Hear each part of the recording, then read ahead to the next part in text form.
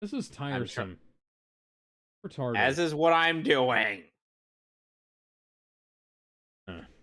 Because I'm trying to climb Sky Pillar, but the problem is I keep getting these damn potholes.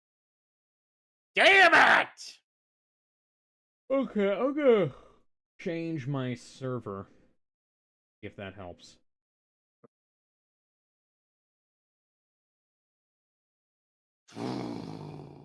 Okay, that gets me a quicker fail to connect to server.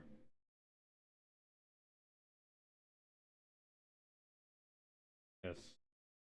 Different. Oh my god, it actually worked. What? I changed my server to East Coast Chicago. And I've connected. I am now live once again. Hello, ladies and gentlemen. Welcome back to the Mehcast. The Back show to the show the will go show. on regardless of what YouTube wants us to do. Or restream in this case, because restream were being fucking idiots with me.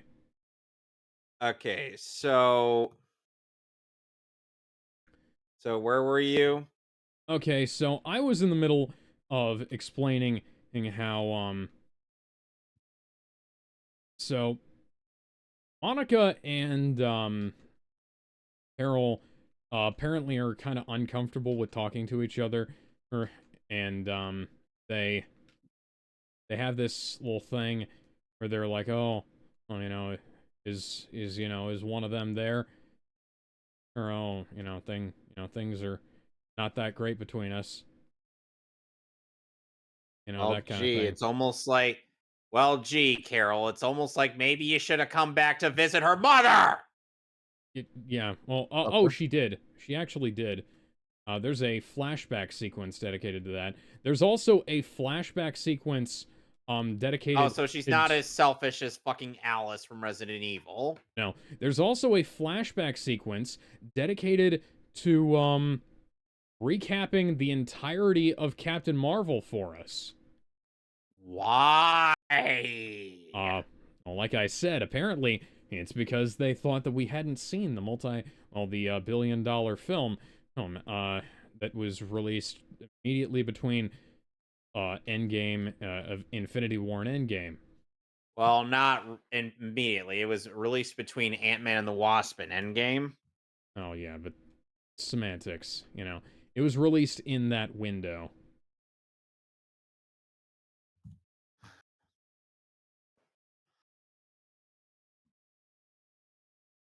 So, so they see the glowing space doors leaking out crazy Oh, ass thank energy God. shit and decide, oh Let's mate, go investigate it. oh mate, that thing looks like it might be dangerous. I think I'ma touch it. Oh yeah. Can't possibly have nothing go wrong there, mate. Why do you sound like Crocodile Dundee? I'm trying to sound like Crocodile Dundee. I'm trying to sound like the Crocodile Hunter. But, You're same continent. okay. Anyways, so they go and touch this thing, and this entangles them, which leads to the thing that happened at the end of the Miss Marvel series, where Captain Marvel shows up out of nowhere and switches places with Miss Marvel. It's not like they're not they're not like switching bodies. They're just switching where they are. Like, so they switch places whenever they use their powers at the same time, even though that's not exactly consistent. But it does lead to some really cool shit that the film actually makes use of. So, it's kind of alright in some regards and not alright in others. Like I said, this movie is a perfect 5 out of 10 because for everything it does right, it does something equally terrible.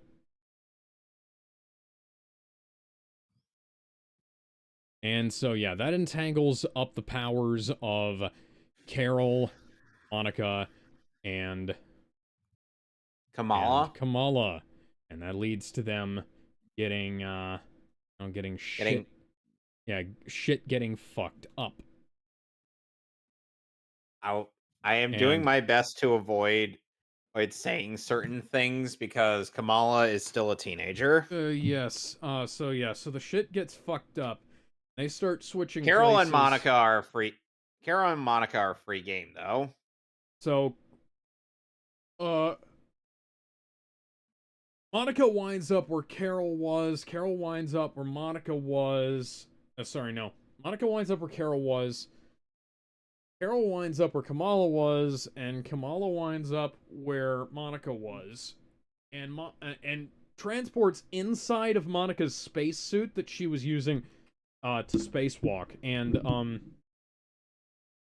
runs into the Saber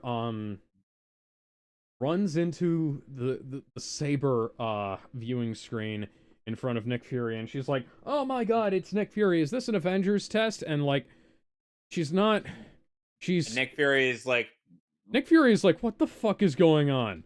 Like he's like motherfucker.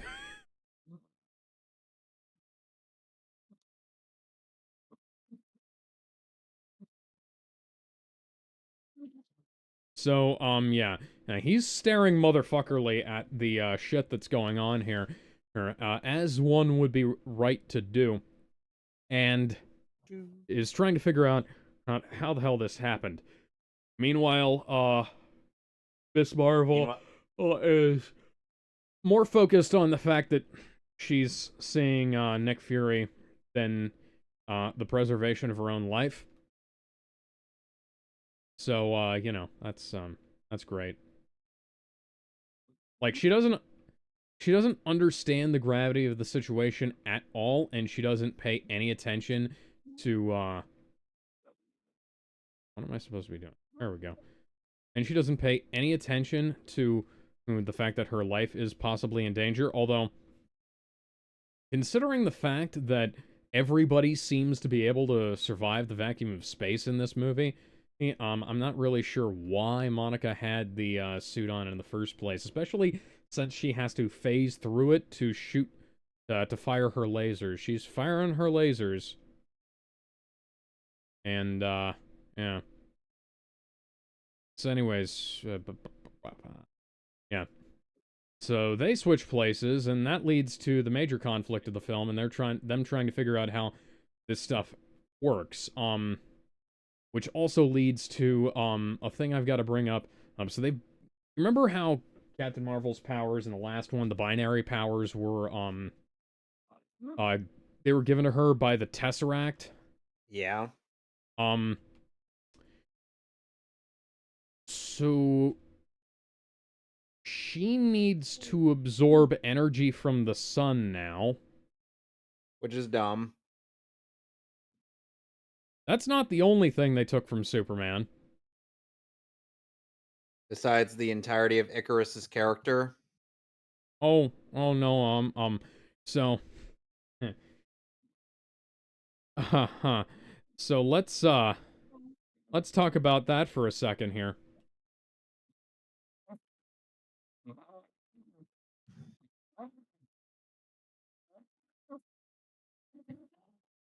So, yeah, so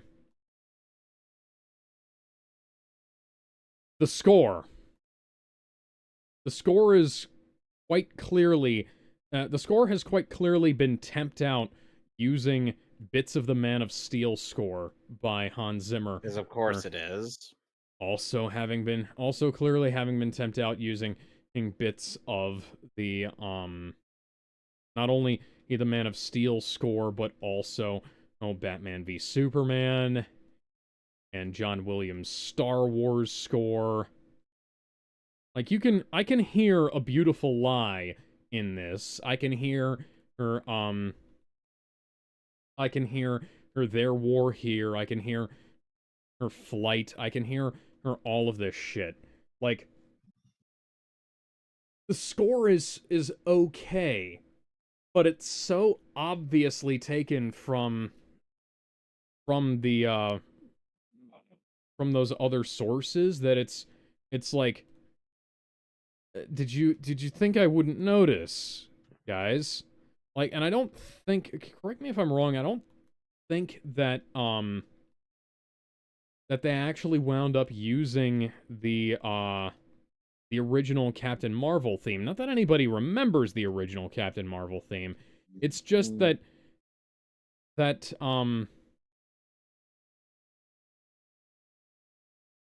it's just that that theme never shows up in this movie that I can remember. And like the main theme of the film is called Higher, Further, Faster, Together. Now, if you don't know, Higher, Further, Faster is the tagline for the first movie, but more than being the tagline for the first movie, it's also a catchphrase of the character of Captain Marvel from the Kelly Sue DeConnick era that these comics are based that these movies have been kind of based on. The Kelly Sue DeConnick era of Captain Marvel being the everybody's least favorite. Like, people will generally people who are fans of Captain Marvel will generally say that the Kelly Sue DeConnick era is shit, and with good reason. Yes, I want to reset. So, but it's also a line that was cut from the previous film. Like, there's a bunch of scenes where Monica's mom. Oh, great. There's a bunch of scenes where Monica's mom and Captain Marvel will say higher, further, faster to each other a bunch, and that's like not in the film, you know? Like, they...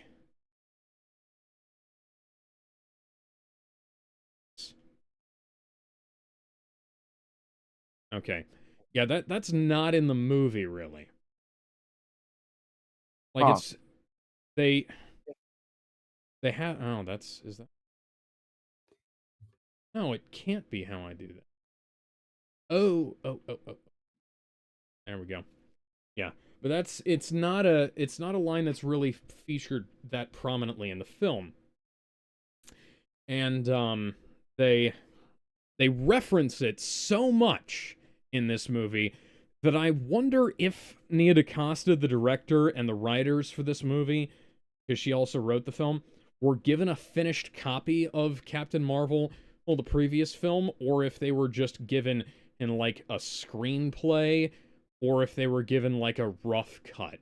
Because, like, this is the most heavily referenced a deleted scene is outside of the the famous one that Joss Whedon referenced from the Incredible Hulk, you know? Incredibly Hulk.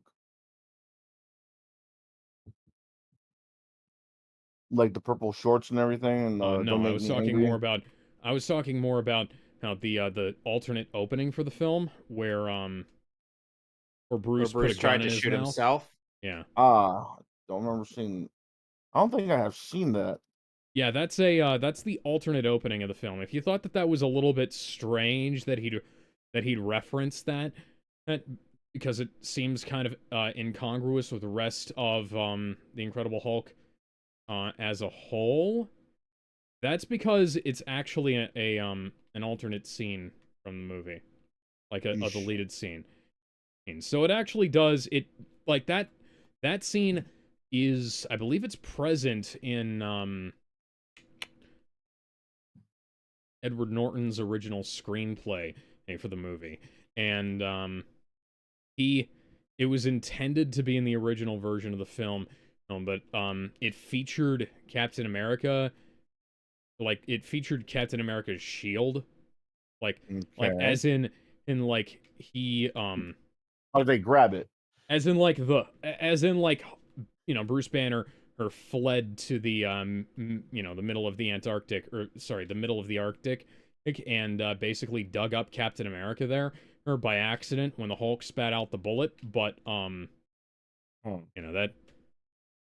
that because Captain America was inside the Valkyrie, they couldn't really do that.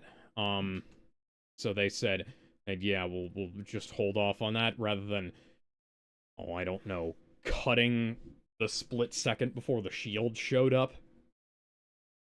Still Yeah, kind of odd, ain't it? So the two of them get involved in this. The three of them get involved in this shit, and you'd think that this is what tips black female Donald Trump off to Miss Marvel having the other bracelet. It's not. No. They don't. Yeah, they meet several times, and she doesn't realize it. And she's just stupid. Stupid. Okay, Kevin, you're completely right. Because later on in the movie, she makes a deal with the rest of the Marvels. She makes a deal with like the Marvels because they're insistent on calling this team the Marvels. That will give her everything she wants, and all she has to do is stop killing everybody. And then she's Why? And then she says, oh, I'm just gonna take what I want now. Because she's a fucking idiot. More like a fucking asshole. But then again, they also... Excuse me. They were also idiots to believe her in the first place, so,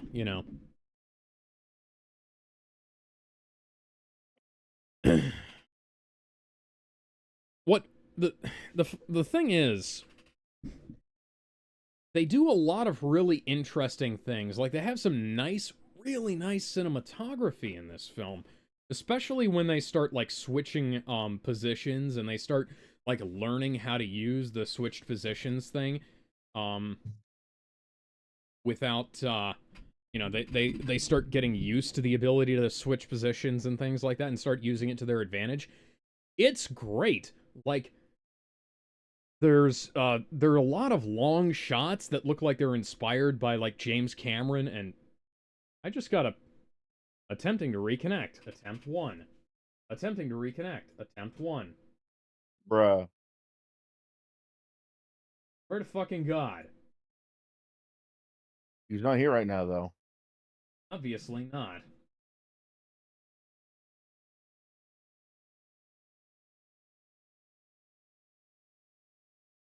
I swear, how is it that last week Gizmo was having technical issues, but then, and this week you're starting to have technical issues, Alex?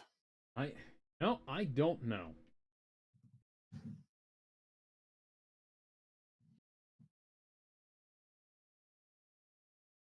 Oh my god. And now the stupid dragon decided to go to sleep again. Oh god, now OBS has stopped working. Maybe the problem just happened to carry over.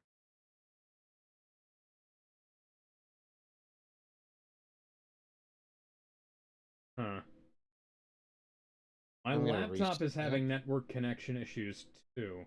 So, it's not just my desktop.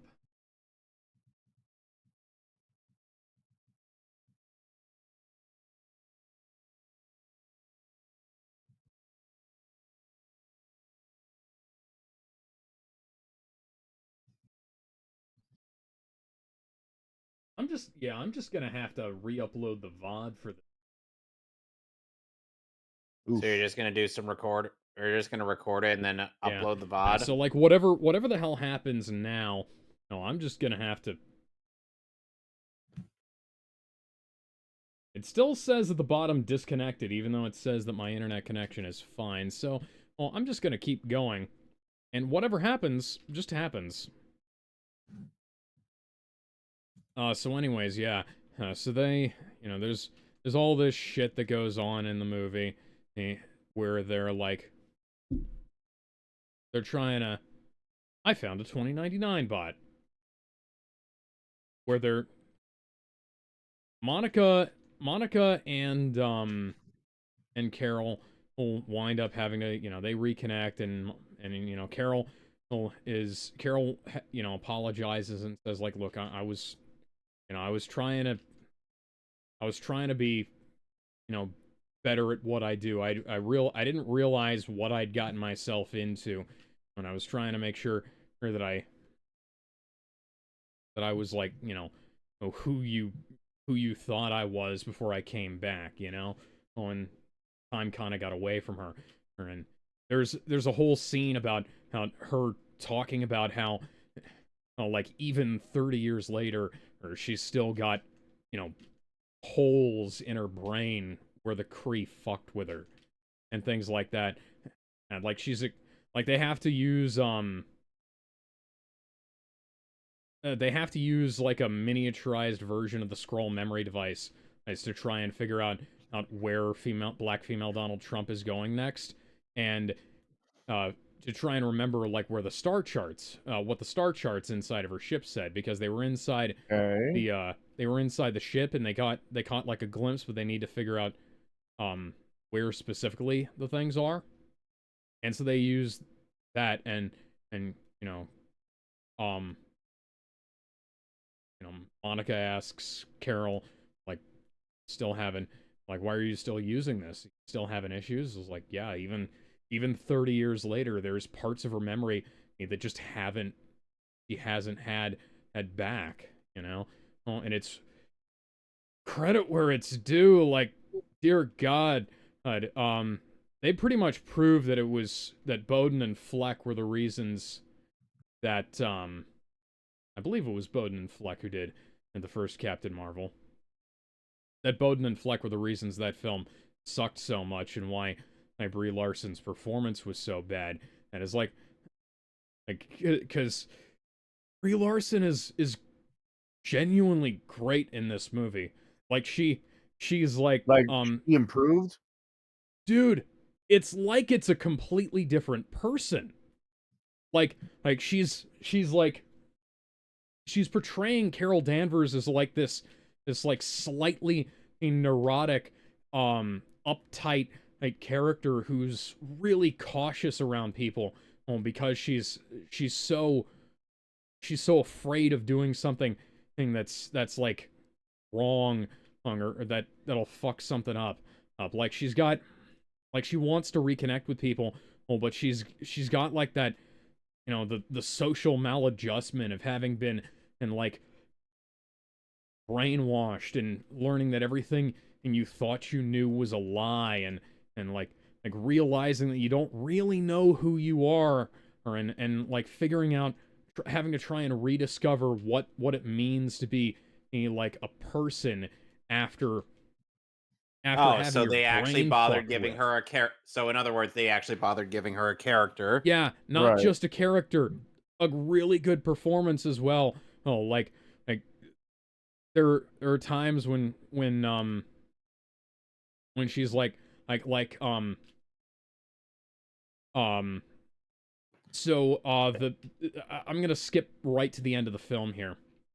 So um when Carol came back to Hala, and she tried to explain to the Kree, and by the way, the Kree are no longer blue. Of course, They've just completely forgot that the Kree are supposed to be blue. which is stupid. They'd already done that in Captain Marvel mostly, but they've also just done that in terms of, like, her. Sorry, they've also done that in terms of, like, people. They have people dressed like Ronan and his guys from Guardians, but they're Ugh. not blue like the Kree were in that film. You Right. know? So it's slightly baffling, we'll say.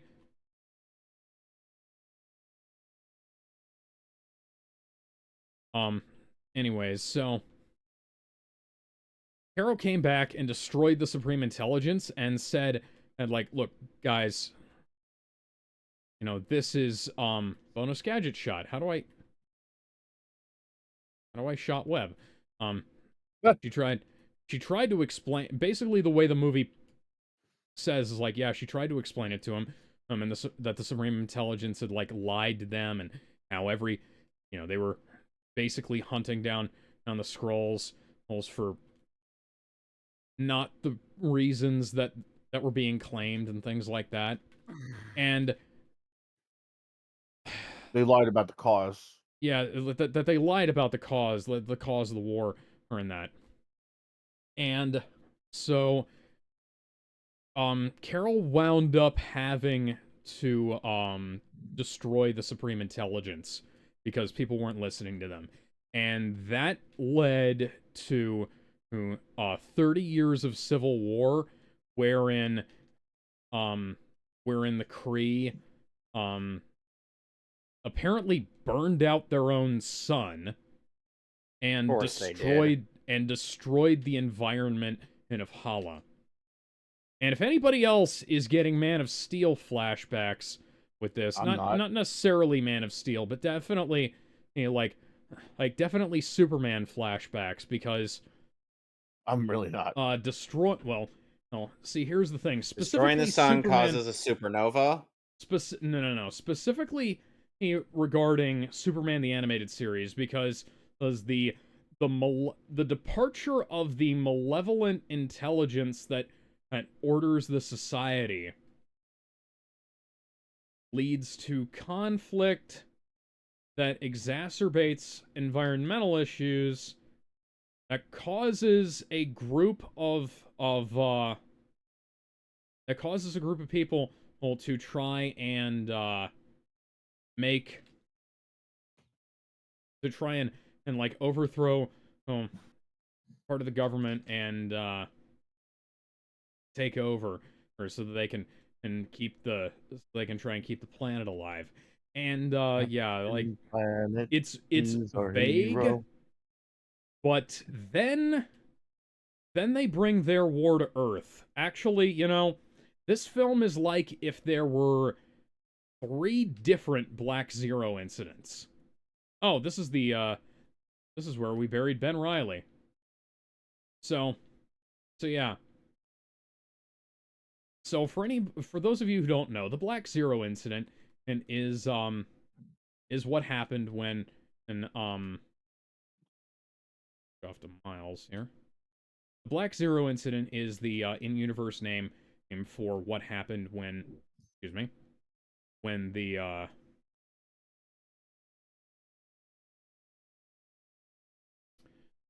the Kryptonians used their ship, the Black Zero. The Sword of Ra used their ship, the Black Zero, to attempt to terraform Metropolis and the rest of Earth in Man of Steel. And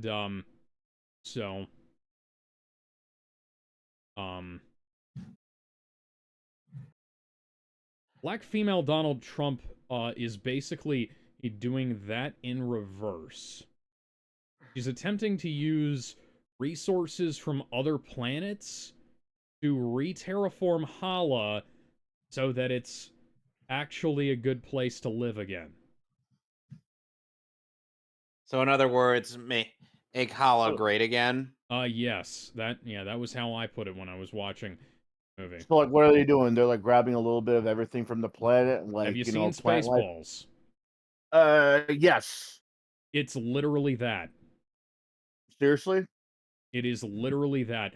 So, you remember how I said that the cosmic portals, that the unstable cosmic portals that Black female Donald Trump opens up in space-time suck things in?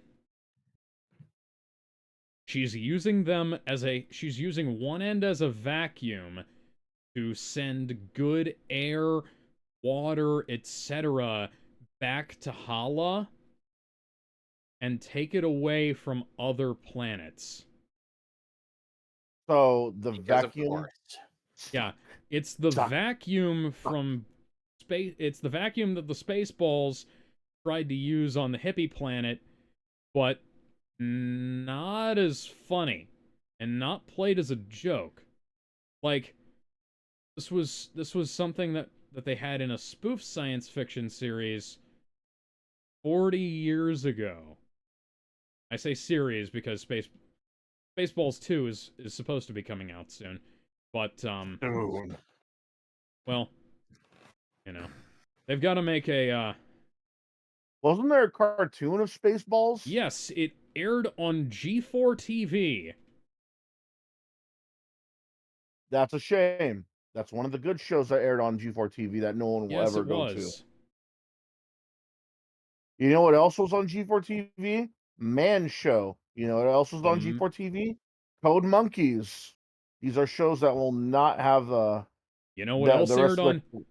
You know what else aired on G4 TV as part of a larger programming block back in the day? Yeah, what? Zero Punctuation.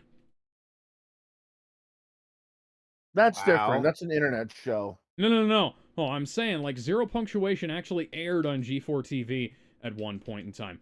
And Yeah, I that know. He actually had the brings me into gore and a everything. little side thing. The Sonic Forces, not Sonic Forces, the Sonic, what's the Sonic Boom? what's the most recent game that came out? Sonic Frontiers. No, not No. Frontiers. Sonic Superstars. Sonic Superstars. Yahtzee's Sonic Superstars episode has been located.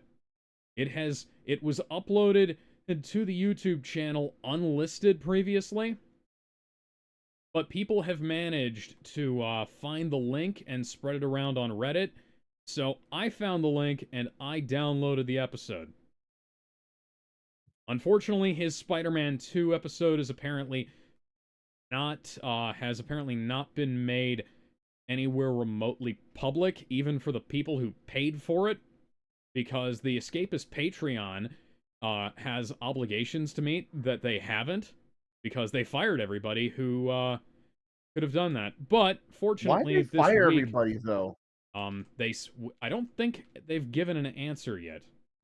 There's actually Nick actually, the former editor of The Escapist, actually posted a video made by somebody that kind of explained the situation. I'm gonna have to look into that.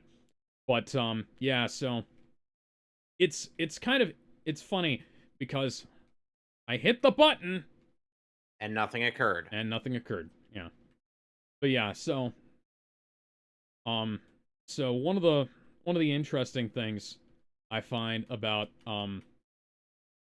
the whole Escapist situation, and I mentioned this to you guys previously, Right. is that their emails don't do anything anymore. Like, I sent them an email asking, like, hey, when's the next episode of Zero Punctuation coming out, and when, what's the future of the website going to look like now that Yahtzee and the company and the crew have departed? And I got a bounced email from that. And but yeah, so it's interesting that they did that they did what they did, because Yahtzee increased their traffic 400% and drove like 100% of their traffic for over a decade. And him, like, he was not fired, he quit because a bunch of other people got fired. One of the guys who was fired was Jack Packard, who was the creator of a couple of other series that The Escapist has built their brand around. And 50% of their merchandise on their web store is built around as well. The biggest shows on The Escapist are, up until recently, were Zero Punctuation, Extra Punctuation, Yahtzee Unscripted, and a show, a D&D series run by Jack Packard featuring Yahtzee and other members of the Escapist crew, or the former Escapist crew, with called The Adventure Is Nigh, or rather Adventure Is Nigh. And the art style that all of the, like, everything that was on there was was modeled after the zero punctuation art style. Also, that like Yahtzee's owed for that, and Jack Packard was the DM for the fucking show. Like he was the dungeon master, he was the presenter, or he organized the fucking thing. And they fucking fired him. Like,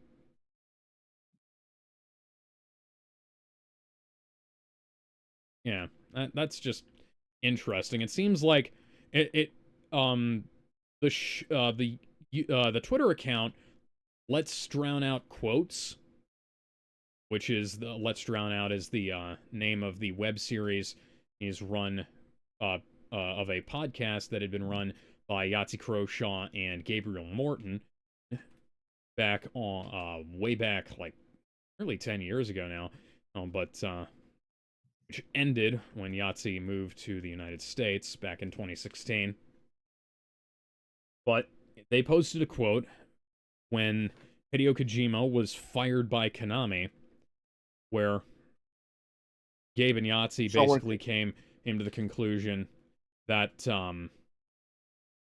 when Konami was beginning to show his true colors, they basically came to the conclusion in that Konami were the ones who seriously missed out in that regard, because Konami haven't made a good game since Metal Gear Solid 5, and excuse me, while Hideo Kojima may have only made one game since Metal Gear Solid 5, he has at least put out something worth playing.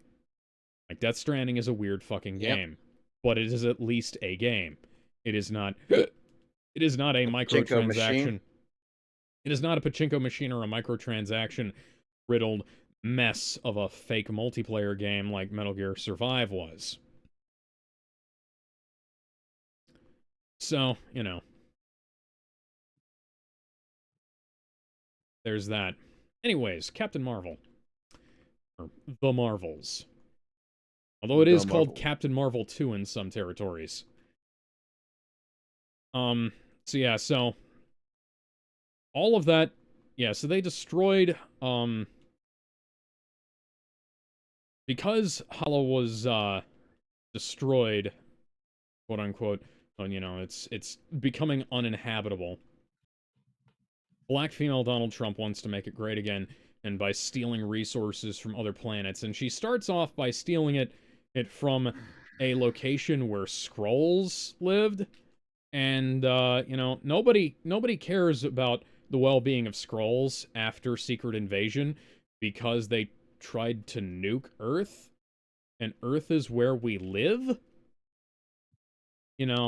Also, Peter, please. Anyways, so it also just raises the question of why, like, what the hell does this have to do with, the stuff that happened in Secret Invasion? Because if there were Skrulls here, why weren't the Skrulls that were on Earth moved here, Is it maybe just... they didn't get the memo. Okay, so he destroys the,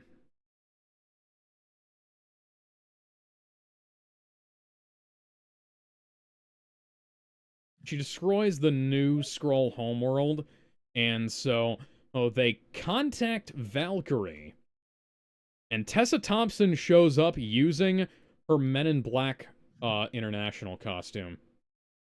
Ugh. Like, she shows up in this rumpled suit that looks like shit. Summons up the Bifrost, gives the, is like, oh, we'll find a place for you guys to live. Fuck no, you won't. You can't come live on New Asgard. They tried to nuke the planet. Did you forget about that?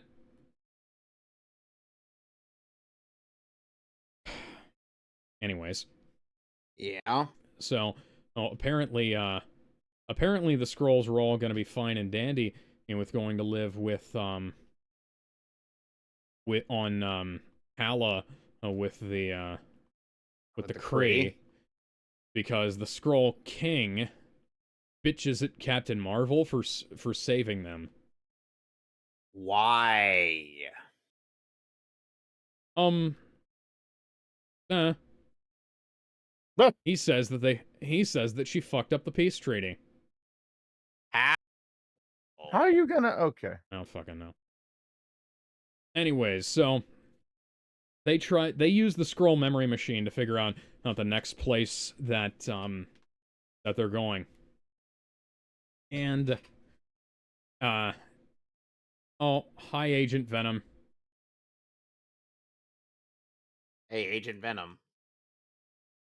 Maybe you shouldn't call him Harry. Maybe you should call him Agent Venom or something.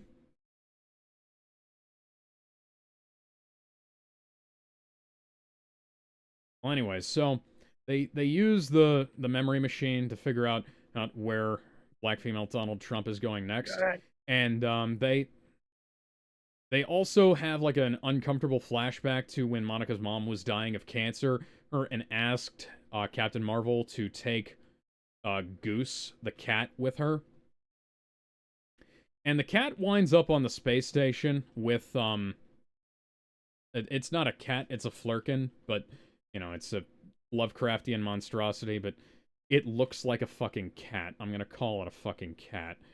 And I have to say, the people who made this film and who thought that having a cat as a member of the principal cast would be funny, and especially with some of the things they wind up doing with the cat and the other cats, and this isn't a spoiler because the other cats are part of the fucking marketing, and they're on the goddamn poster for one of them.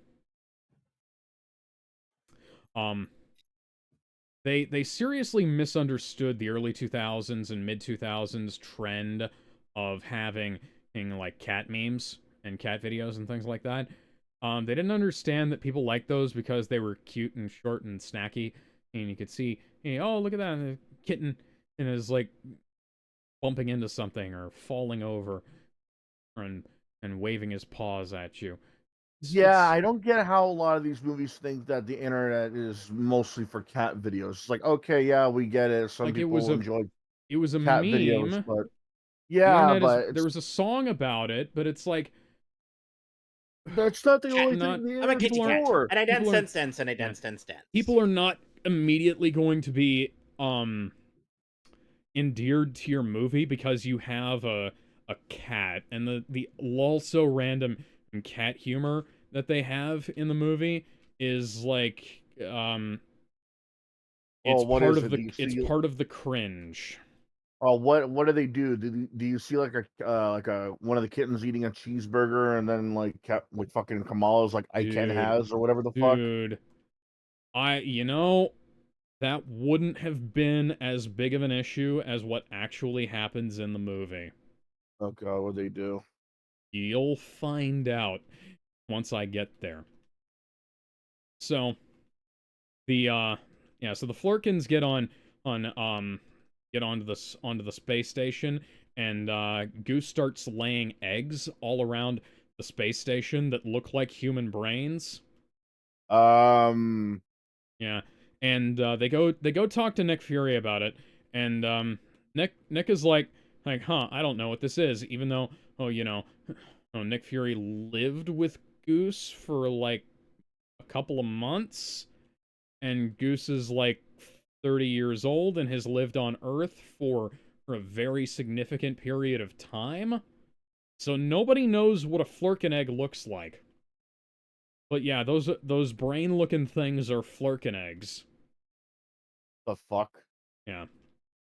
And they birth, like, fully grown kittens. That are like, they're not fully grown cats, they're fully grown kittens. They're like probably like 3-4 months old. They're not newborns. And granted, that would have been completely unreasonable, but they are CG most of the time anyways. Those guys are fucking dead. We just dropped a fucking vat of molten iron on their heads. Peter, I hope you're happy with yourself. Peter's like, You can't even yes. you can't even blame this on the Venom symbiote. You don't have that yet.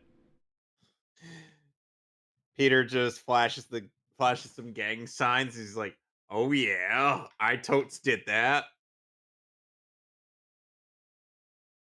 Welcome to the gang. Please don't say that.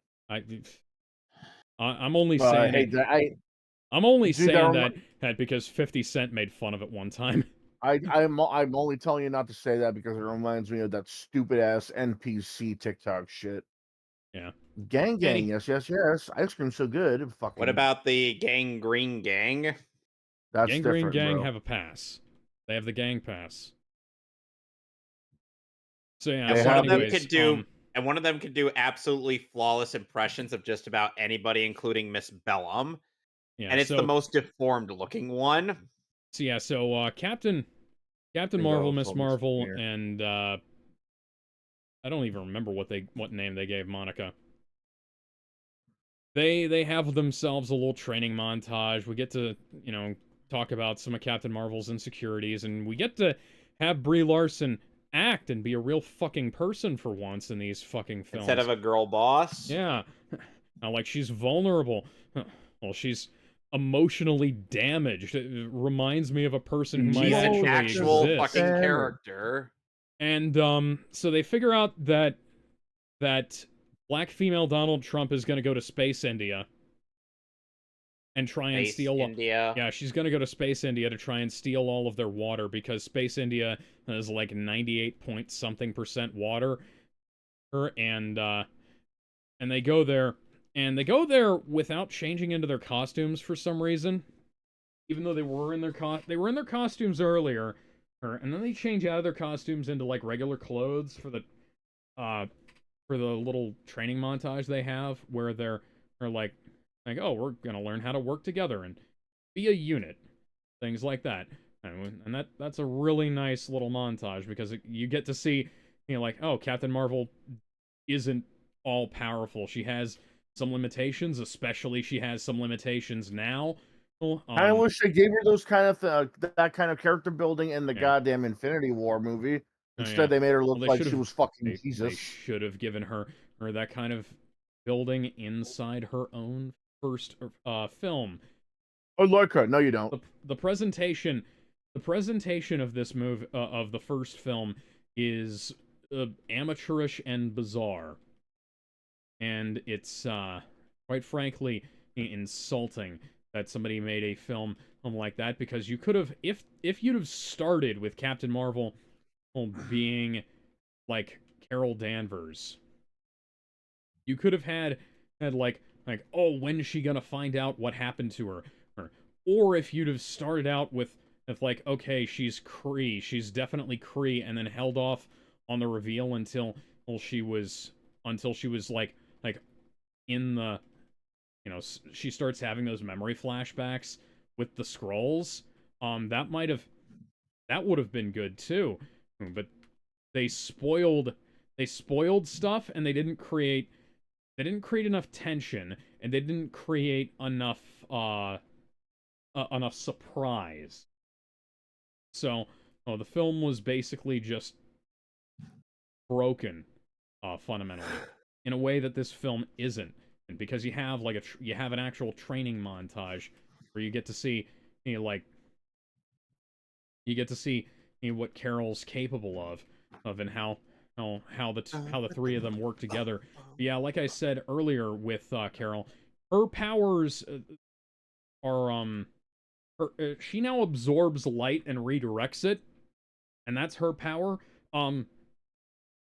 And the reason why she and the rest of the group get connected is because they all have like light-based powers, even though Carol's powers weren't originally light-based before her. But and Kamala Khan's weren't either in the comic books. Well, Kamala Khan's weren't either in the comic, but yeah.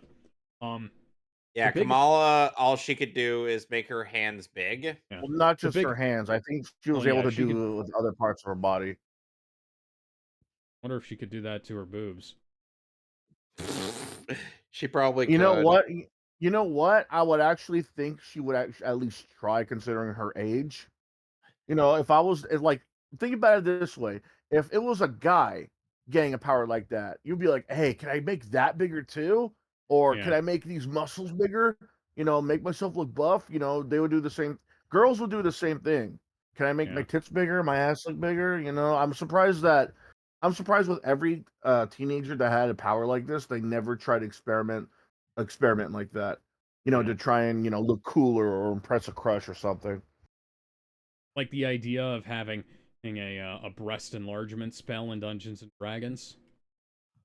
I guess so. Yeah. Yeah, but Oh, so there's that. So they go to Space India. They figure out that Space India What? is where, yeah, Space India is where they go next, and they Fucking. have a Bollywood dance number. Okay, that I've seen in the previews. Is that any good? Because there's Okay, almost no way that they could so fuck that up. I have a question for you, Kevin, what? and for you as well, Gizmo. So Sure.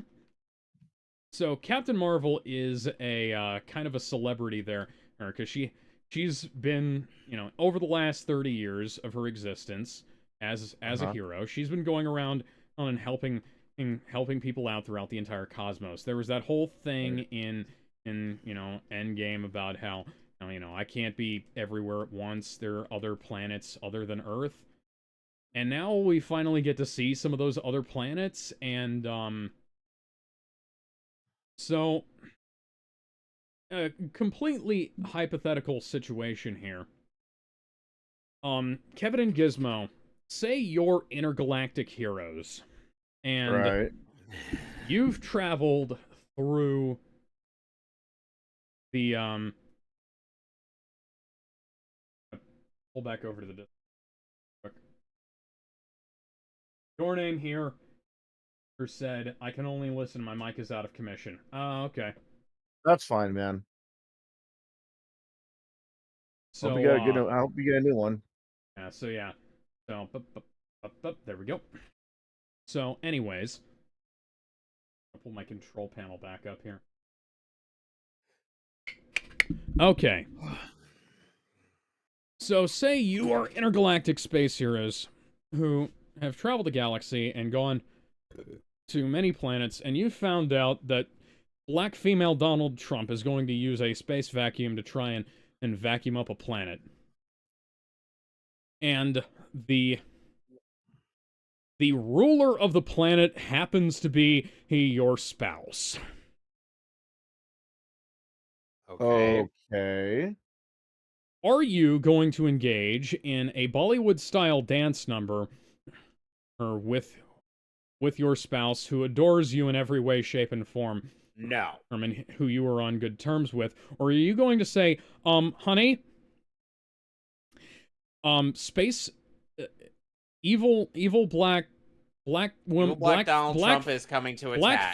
black female Donald Trump is coming to steal your ocean, and we need to do something about this? Yeah, I would. Yeah, that would be Huh. the first thing I'd do. Okay, so Captain Marvel's husband is the ruler of this planet. All right. And he's played by an Asian actor who I'm not entirely familiar with. Please allow me a second here to look up what he's been in, because he's probably much like Don Lee in the Eternals. He's probably some famous guy who Marvel has completely wasted.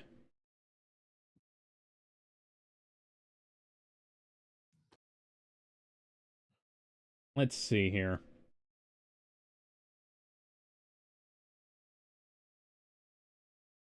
Park Seo-joon, who's been in the show Kill Me, Heal Me, 801 Class, Chronicles of Evil. Let's see here. Yeah. Let's see. 34 years old. Francione in the Marvels. Yeah. He's a pretty good actor. Or I haven't seen him in anything, but he's been in enough stuff that I presume that he's been. I presume he's been pretty good. And he sings and he dances and stuff like that, and that's probably why he got the role.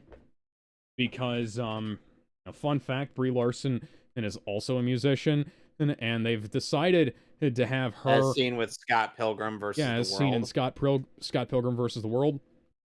And they've decided to throw everything in the kitchen sink into this film. Lead actress can sing? Fuck it. We'll put in a Bollywood-style dance number, or with complete with music and a lame-ass excuse that the people on this planet communicate via song and are constantly singing. You know, that's not a bad idea. It's just like it's not one of those idea. things that you could have you could have done it well. It better. They just didn't do it well. They have it like this. The sequence goes on for like 5 to 10 minutes, and they have all these excuses about why it needs to happen, and then it just stops. Like Carol tells her husband that they need to be serious about this, and they're like, oh, okay. Hey, well, we gotta stop Donald Trump from making... We gotta stop black female Donald Trump from making Holla great again. And so, yeah, we'll definitely help you. We can't lose our oceans. And that would be terrible. Well, and then, they give Carol a dress that looks like her suit for the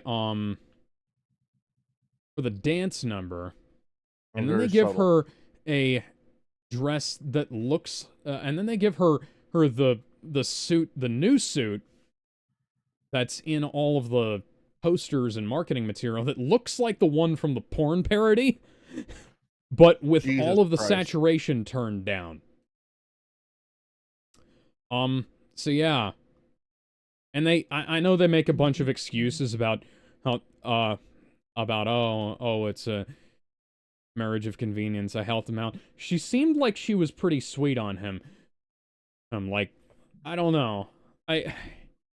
This is one of those things where you start to wonder what was the more interesting thing that we could have seen? Could we maybe have seen in Captain Marvel helping them out, and how she became like this local hero to them, and like why she married the prince and things like that?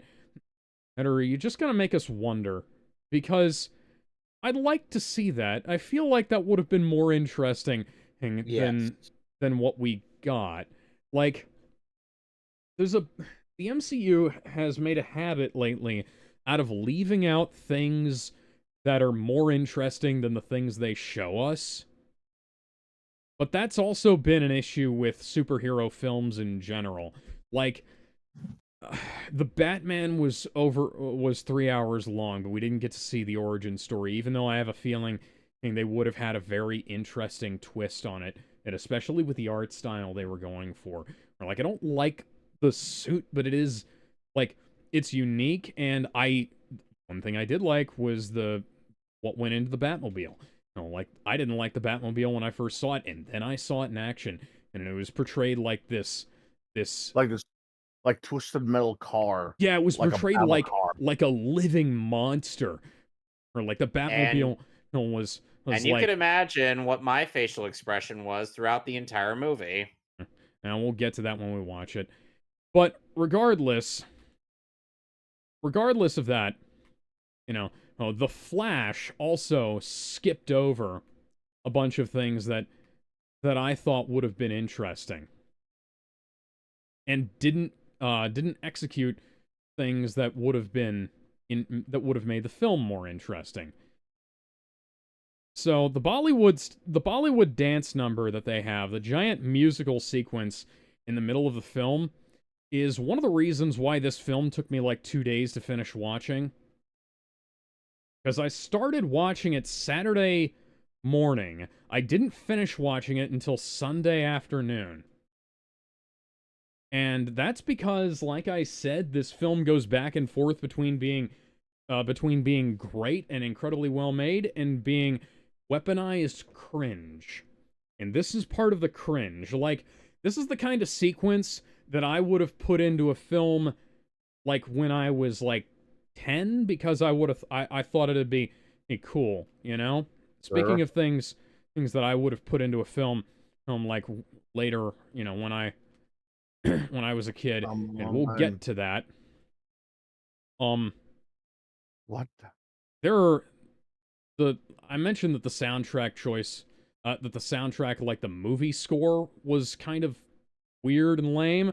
Like it uses the like, you know, they use the John Williams Star Wars score. They use Hans Zimmer and Junkie Excuse me? XL's. Oh yeah, not literally, not note for note, but they use like the Hans Zimmer and Junkie XL, Superman and Batman themes. There's bits of Wonder Woman in there too. There's Jesus fucking Christ, yeah. man. These have to make sense. They have to make sense. They have to mean something, man. You can't just okay. Well, you'd think that, but apparently not. The MCU hasn't cared about score consistency for a while now. And granted, and the last time we didn't care about score consistency, we got one of the best scores of all time connected to literally the worst film in the MCU. If you don't know what I'm talking about, it's the awesome heavy metal score they composed that Michael Giacchino made for Thor: Love and Thunder. Oh. I don't know. I don't remember how it sounds. Oh, it's amazing. Like, I actually bought the soundtrack album when it was so good, and I'm still looking to see if if Hollywood Records will actually put that out on CD. You know, a funny thing about that movie, they missed an opportunity for the kids to battle those little the monsters with the shit they had in their pockets or they carried with them. Yeah, speaking of missed opportunities, we'll get to that in this movie. So yeah, like so Captain Marvel literally, she protests like, oh, you know, there's a marriage of convenience. We're not really married or anything, and things like that. And then she starts crying when she and the rest of the Marvels can't save it, and says as like she, and then like this is when they find out how that like not only is black female Donald Trump targeting former Kree colonies, because this is also a former Kree colony. She's targeting places that Captain Marvel loves and can call home. And this leads to a really nice emotional breakdown moment with Captain Marvel that completely contradicts everything she said about her supposed life on this planet to the rest of the Marvels. You know, where she says is like, I love this place and I called it home and things like that. And then they have to go to Earth because that's the next target. Now at this point in time, God damn it, Harry. At this point in time, we're in a fucking smelting foundry. Why isn't the Venom symbiote freaking out? Yeah, they mentioned that. I don't think they ever said why they got rid of the fire weakness. Well, anyways. So, they figure out that black female Donald Trump is probably going to Earth next. At this point in time, we need to call the Avengers. Or whatever's left of them. Or whatever's left of the Avengers. Now, I don't care if the Avengers are like, you know, you can't contact Spider-Man and, okay, well, you know, we'll just put out an open letter to the internet and say, hey, okay, all superpowered heroes, we need your help. Thor, get out of retirement and come help us. Yeah, Thor, we need you to get out of retirement and help us. We need Doctor Strange to close his third eye, or maybe open it a little bit wider, and like help us evacuate the space station, because he and the rest of Camartage, or he and the rest of the sorcerers. Camartage? Well, yeah, Camartage is the place. The Masters of the Mystic Arts are what they're called. He and the rest of the Masters of the Mystic Arts have, you know, the sling rings that they can use to, you know, go to places and evacuate people and travel through space and stuff. That name. Fucking What? sling ring. We're gonna get Sling Spider-Man. ring. Hey, Spider-Man. I know you've kind of dropped off the face of the earth and nobody knows who you are anymore, but can you show up for this? The world is at stake.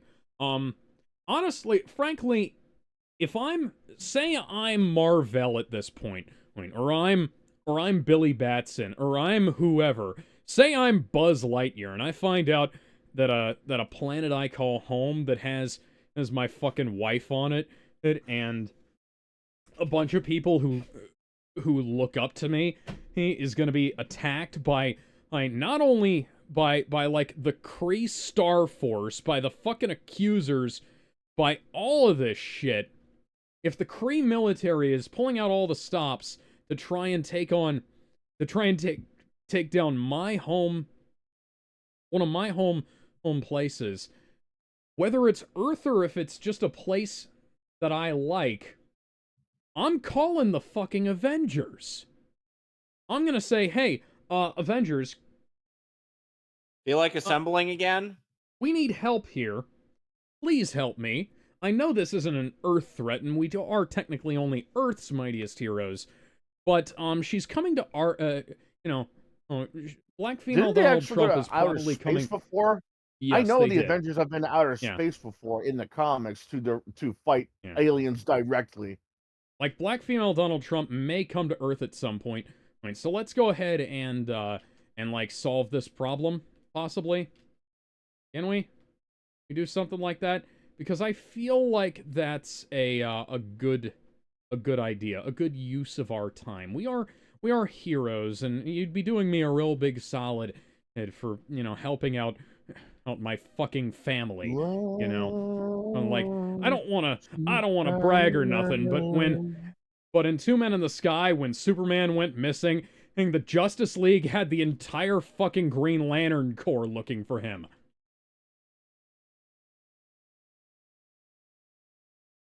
Like, just a thought. Begone, thought. What? Oh, damn it. Well, anyways, so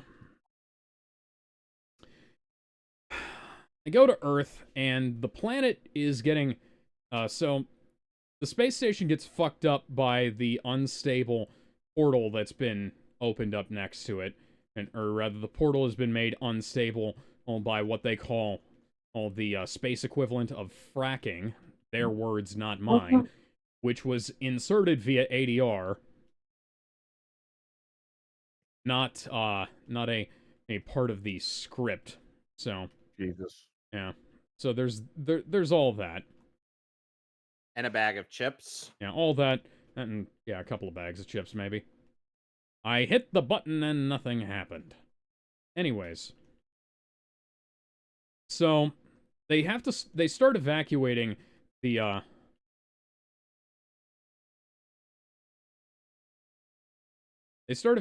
space station, but oh, look at that.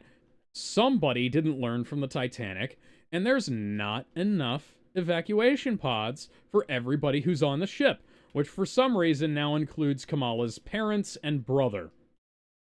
Somebody cue Celine Dion. You're here. Yeah.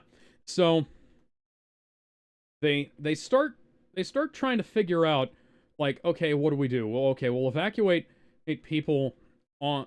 Apparently, the space elevator that they use to get up there doesn't work because elevators can't be used in case of emergencies or whatever the fuck. God only knows why they brought them there in the first place, but So, anyways, science. So they bring. They say, okay, well, we're gonna use as many of the boats to get as many of the escape shuttles to evacuate people as possible, and then we're going to we'll like pack people into them like sardines.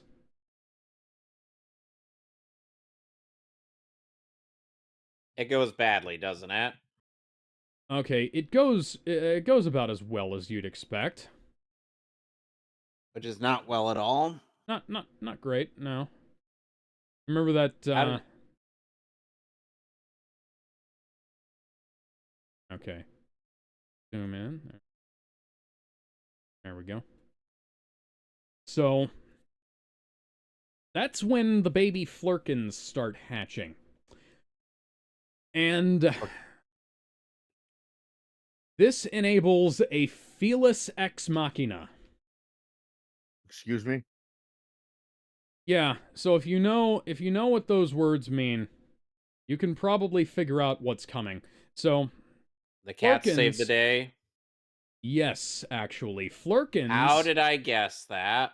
Apparently are bigger on the inside. As we've assumed from, the fact that Goose... Doctor the fact Who that now? Goose swallowed the... Yes, TARDIS logic, like with the cats. The fact that Goose swallowed the Tesseract? The Tesseract in the last film. That, yeah, so here's what they do. They have the Flurkins swallow all of the people on the ship. That's not terrifying at all. God damn it. And do you know what song plays while Let me guess, this something happens? very unfitting. Lick it up! Lick it up! No. I'll give you a hint. What is it? It's more fitting than you'd think it would be. Okay, then what is it? Just tell me. It was the longest running show on Broadway, aside from Phantom of the Opera. Cats? That's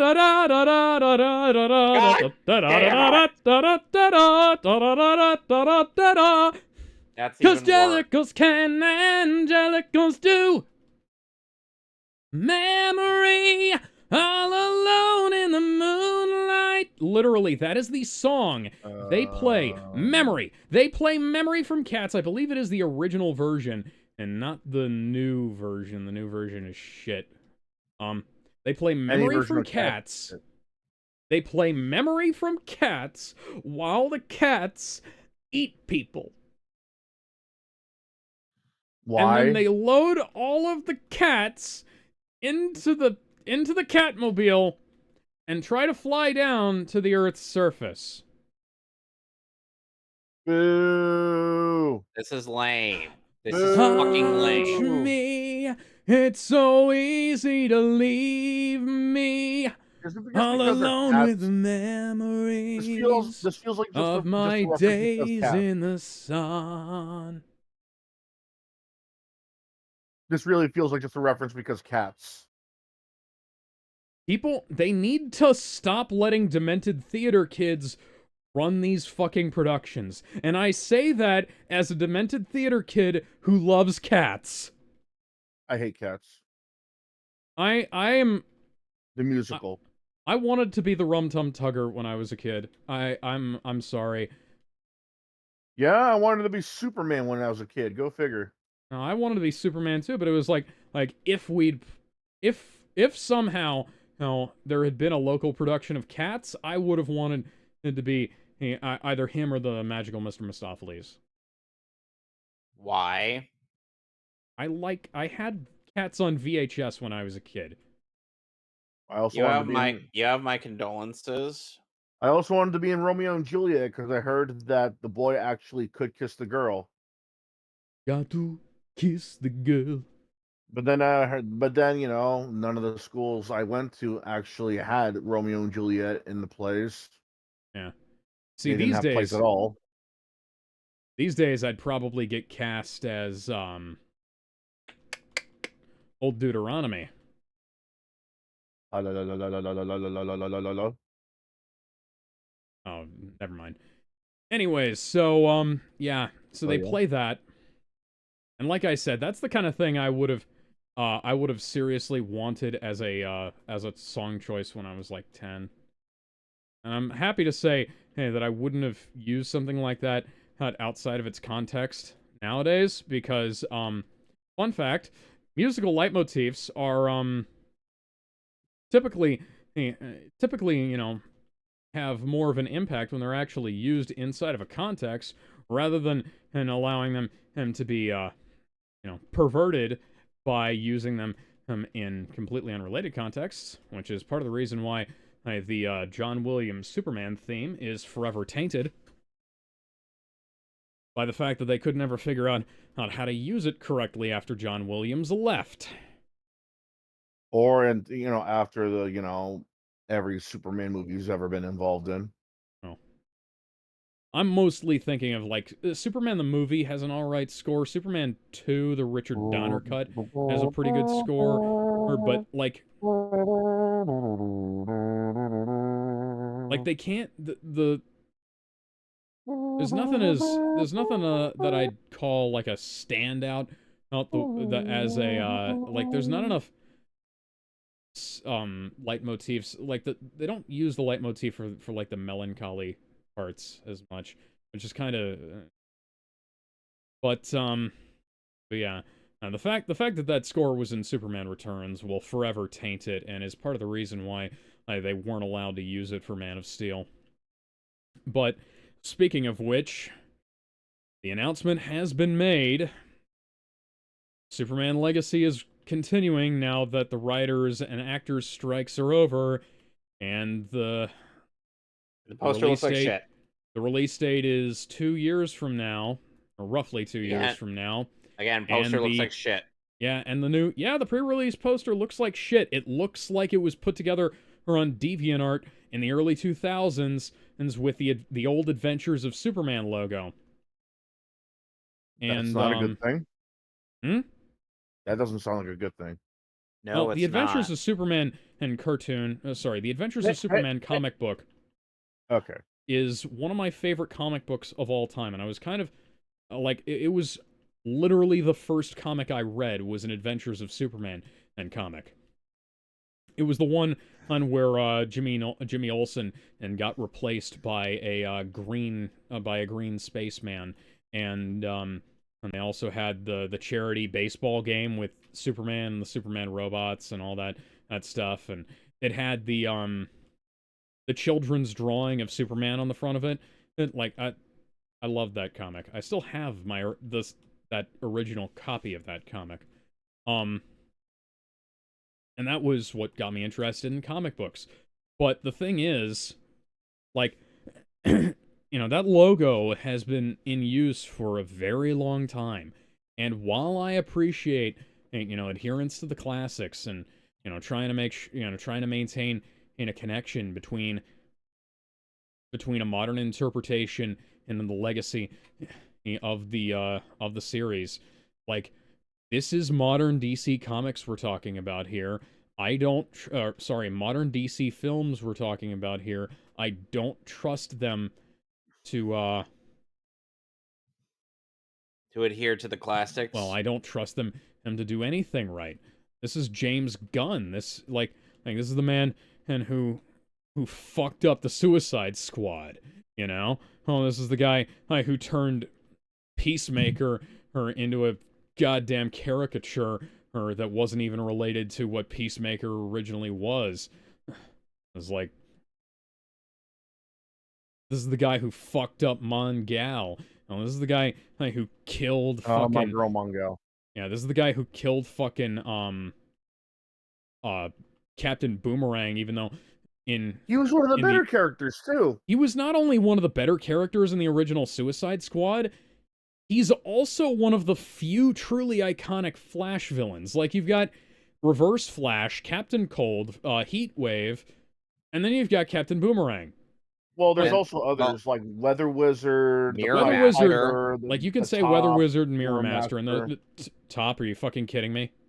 Hey, it was the first one that came to mind. I said also. I was about to say top. The bottom. Dude, I was about to say top as a fucking joke.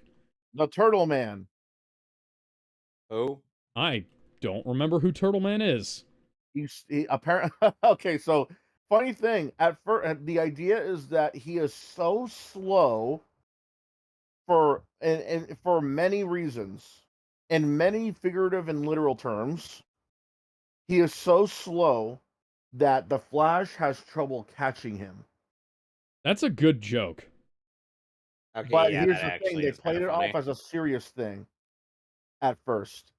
That's what happens when Both of The those can work. fastest man meets the slowest man. That's how he talks.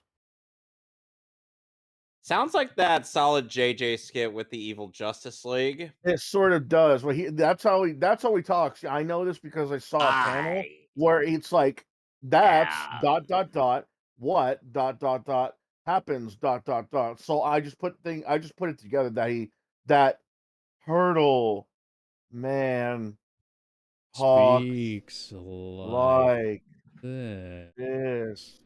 Which reminds me of the So sloth from to um reiterate that Zootopia. Yeah, that he's guy's hilarious. Yeah. the But yeah, slowest. Well, it was that at first, but then I think what happened was, because he was so much of a joke, they decided to make him into a serious villain by actually having him steal Flash's speed. huh. That's actually pretty good. I can that that's amazing. I could be confusing my villains, honestly, because Flash has got some weird ass villains. I did mention the top.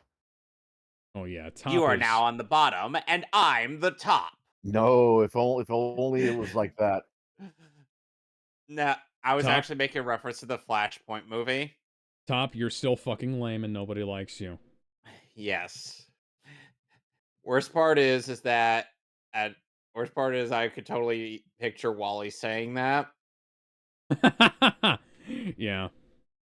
So yeah, so when they after a point the Marvels meet up with black female Donald Trump and she explains that Captain Marvel basically fucked everything up when she destroyed the Supreme Intelligence, and that's how Captain Marvel got the nickname of the Annihilator by the Kree Star Force and Kree in general. And that's like, and Carol's like, oh shit, the whole planet is fucked up and it's my fault. Oh, and Monica says, do you know, maybe Real? like no. No. So one of the things is like, the sun's fucked up. And it's like they need like it's not like it's burning out, it's like it's cooling down. I don't know how, but apparently the sun doesn't have enough heat to maintain the reaction that keeps it burning and it's cooling down. And so Monica suggests to Carol that it'll take a lot of power to keep it going. It'll take a lot of power to get it back going. You've got a lot of power. You think you could do it? And Carol turns and looks at Monica and she says, I've never done anything like that before. I don't know. Bruh. And like legitimately, I was impressed by that. That it was like if this had been the previous film, she would have just said, "Oh yeah, no sweat, I can do that." But in this, she's like, "Holy shit, this might not work." Holy shit, dude. And like the look on her face is like it conveys like she didn't even think that was possible. Oh, and I was like I was just, bravo, Brie Larson, you made this movie somewhat watchable. And I can't believe I'm saying that. Let's just hope those acting chops cross over to the Scott Pilgrim animated Oh show. yeah, well, hey, man, I hope that they don't do Nia DaCosta too bad about this, because Nia DaCosta has some really good direction in this film. Like not only not only just directing the cast, but like there's some awesome shots and some really neat choreography and things like that.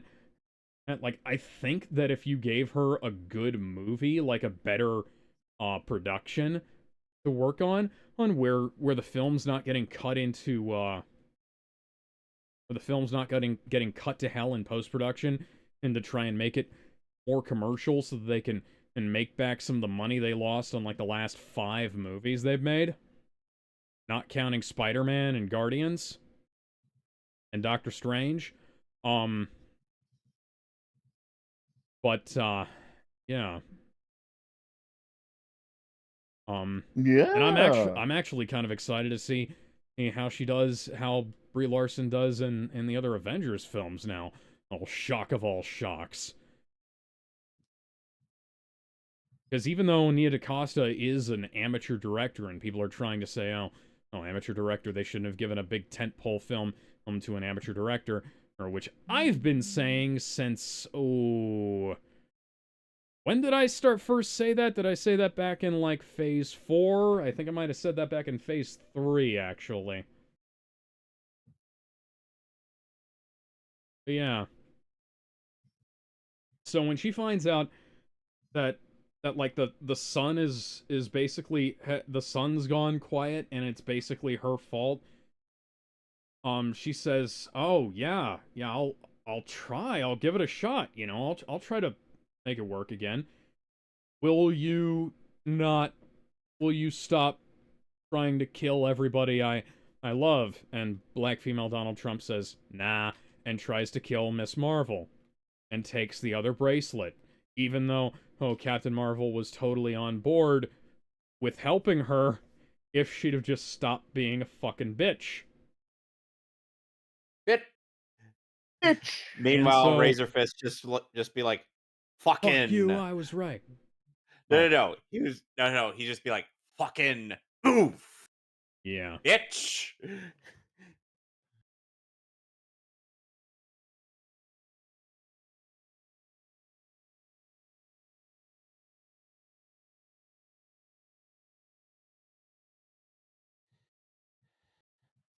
Because that's how electricity works. Totally. This is definitely how all electricians do their things. They just shoot some glue at the, All right. I got all my essentials. It's time to take on the Pokemon League. Oh, yeah. Beyond this point, only those trainers who have collected all of the gym badges are permitted to enter. Trainer, let us confirm that you have all the gym badges.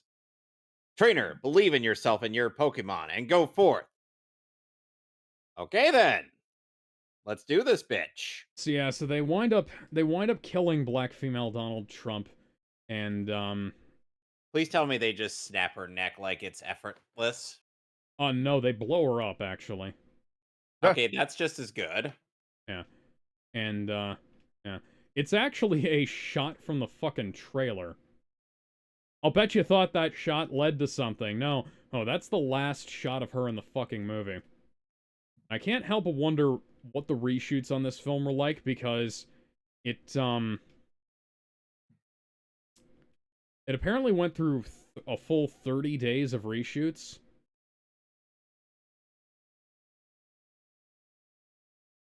Finally got to this banger.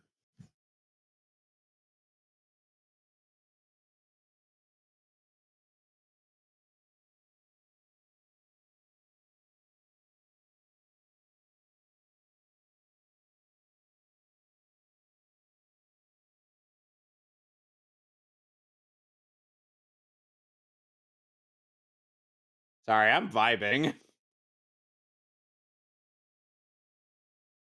And Carol goes to take care of the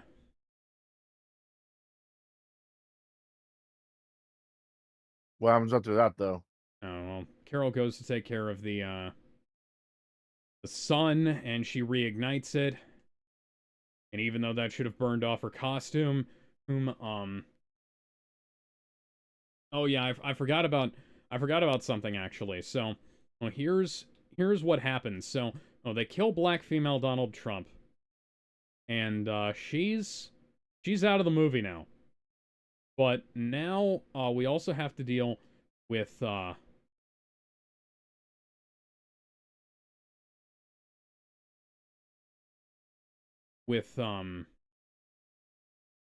closing up all of the unstable portals that she's been using to vacuum up all of the resources that that they have been trying to steal. And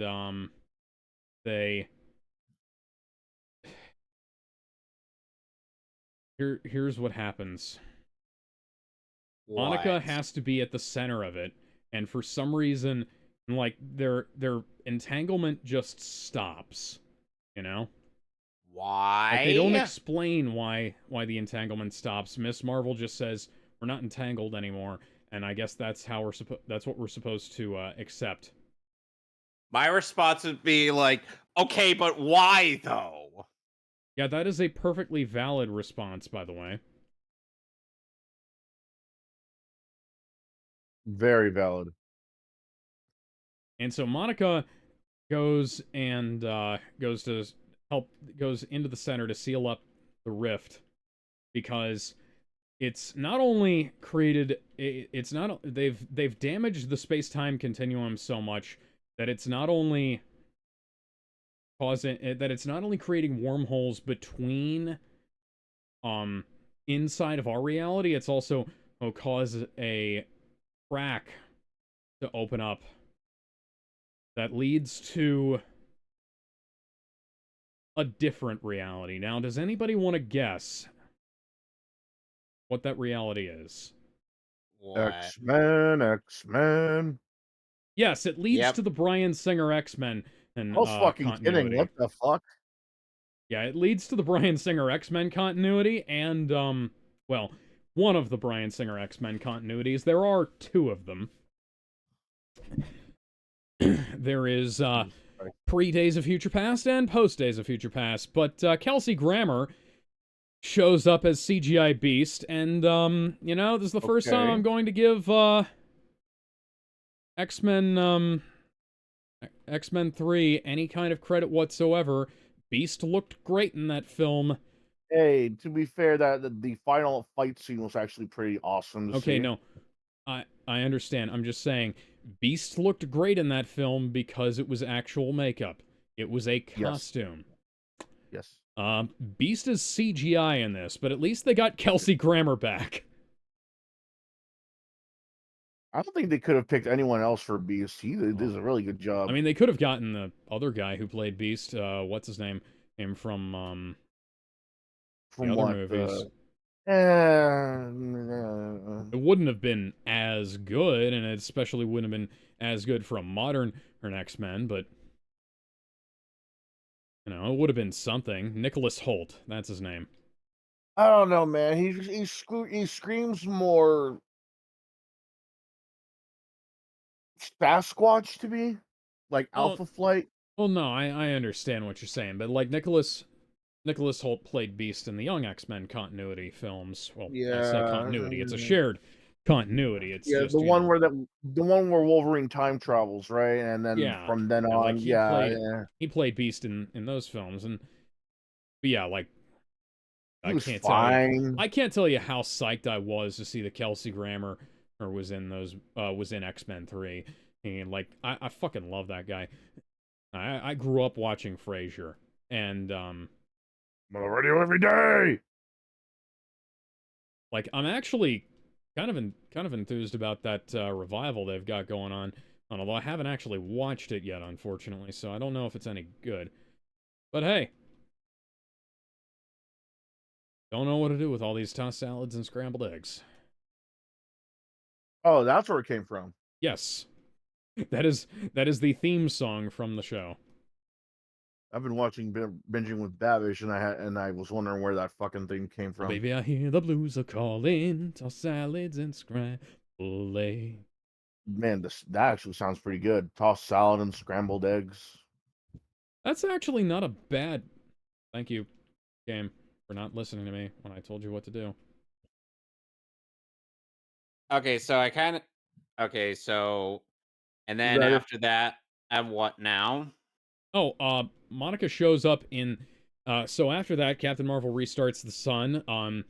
Kamala goes back to her family. They help Captain Marvel move into the now abandoned Rambeau house, and this guy's hair clips through his head. I didn't know that was that happened in the movie. Movies. Oh, I've completely fucked up the Mega Venom blast, but on the plus side... Okay, I'm gonna grab the one that's closer.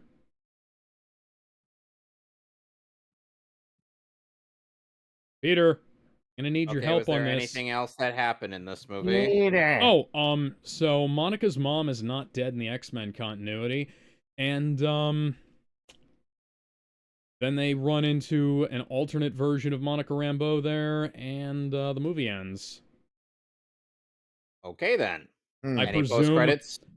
that was the post-credits scene. Oh, and that's I- it then. Yeah, I presume that, that this is going to get picked up in Deadpool 3, since that's the next Fox Continuity X-Men film. But Deadpool 3, he has not finished filming yet because of the actors' strike. Didn't they delay it? It's been kind of delayed. Kind of delayed. It's the only Marvel Cinematic Universe film coming out next year. The only one. Okay, The that's only one, which is the first year since 2009 that there hasn't been more than one film, more than one MCU film come out. that's a breath of Alex, fresh air. 2009 didn't have a Marvel film. Oh, 2010 then. 2000. Oh yeah, you're right. 2010 only had Iron Man 2. Yeah, 2000. Thor and Man, Captain America were 2011.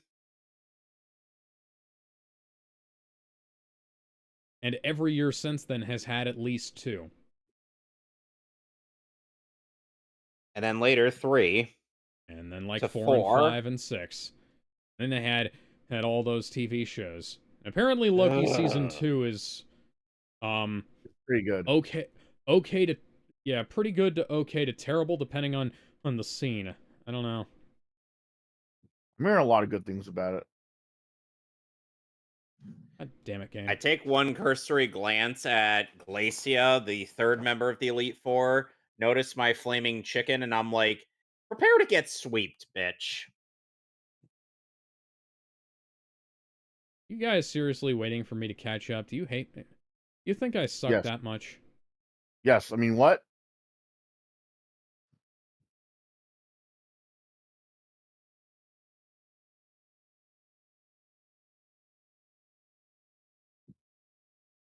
The one time There I we wanted go. Thunder to actually hit.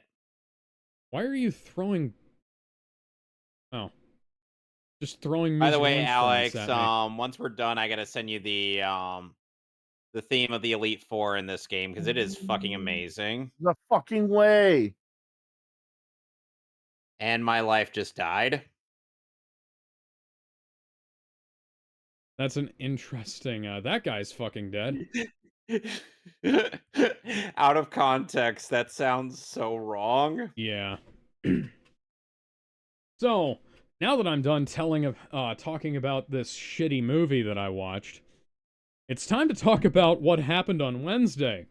Because I was walking back from the store to the gym where I was parked this past Wednesday. Are we talking about that incident? No. Yes, we're talking about that incident. We're talking about me seeing a fight at a Pizza Hut as I was Yes. walking back to my car. Was it a So- well choreographed fight? No. So here's what happened. Ooh, I'm then I walking don't on- care. I'm walking back to my car. I went to the gym and I went to the store. And I parked my car by the gym. I was walking back to the gym.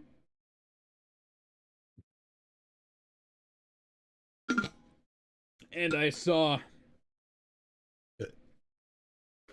was walking back to the gym and I saw, well, first I heard a commotion coming from my left.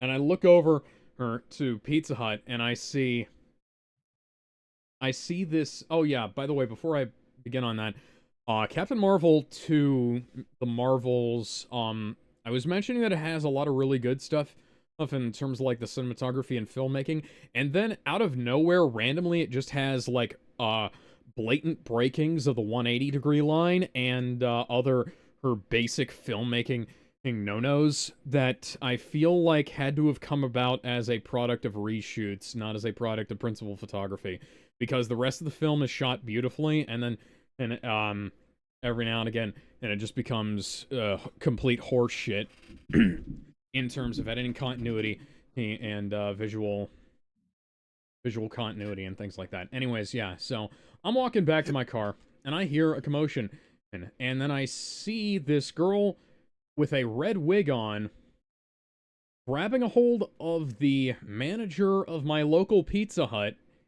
the night manager of my local Pizza Hut, and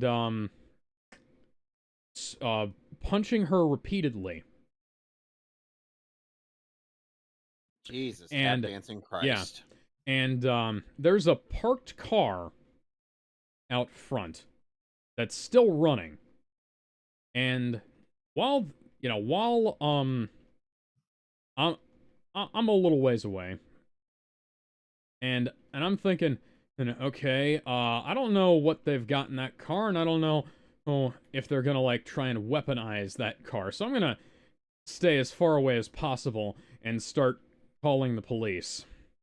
And I was in a Discord call with you guys while that was happening, and I dropped out mysteriously because of that, and had to explain why a little while after. Or so it's like, from their perspective, I've just disappeared mysteriously, and then I came back like 10, 20 minutes later, I think it was, and I talked to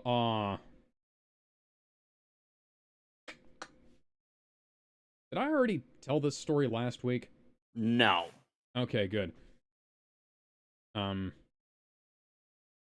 Yeah. So yeah, so I made a beeline for my car, and as I'm doing this, the just so I can get out of potential vehicular homicide range. And as I'm doing this, one of the other Pizza Hut guys grabs the red wig girl. Well, and this, when I say red, I mean like fire engine red. I mean as red as the red on Spider-Man's suit red. Not like, Mary Jane red. Right.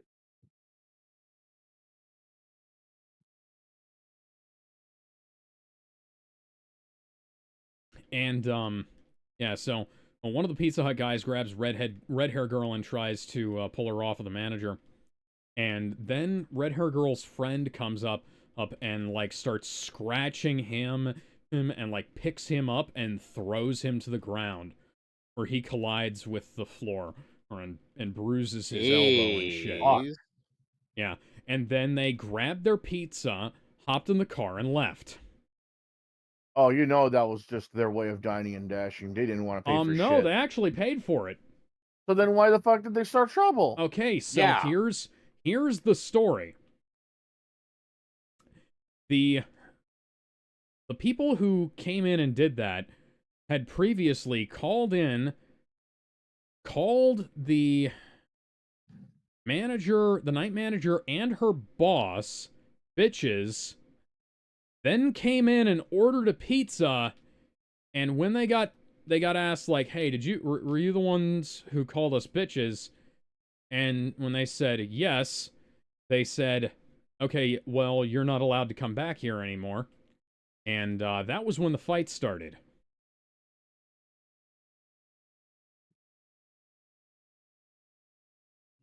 Jeez. Yeah. It's kind of funny how they'll start a fight despite knowing they're not allowed back there anymore. Well, like, yeah, what does that like, do? What do you think is going to happen if you get into a fight with the employees there? Are you going to be allowed back? No. You're not. You're Hell super not allowed back in here anymore. You know?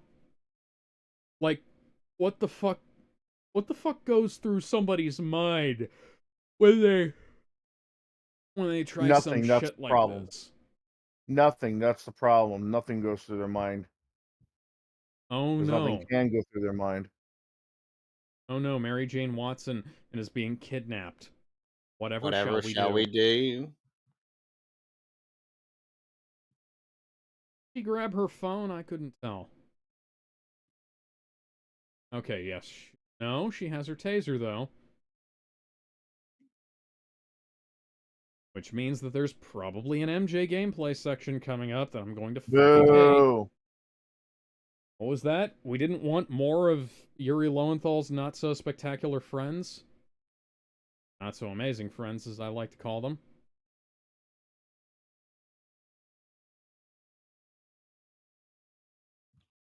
But yeah, that was an interesting thing that happened. And, yeah, so I got on the phone with 911, called the police about it, and, okay, so I've got to sprint towards this man and tase him.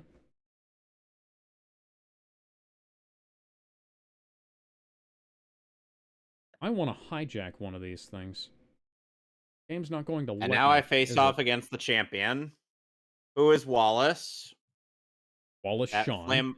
that flamboyant guy I showed you an image of last session.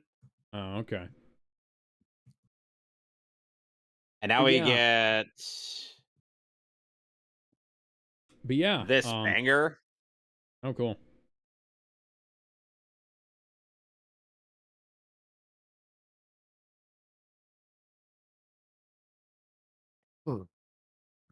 Hmm.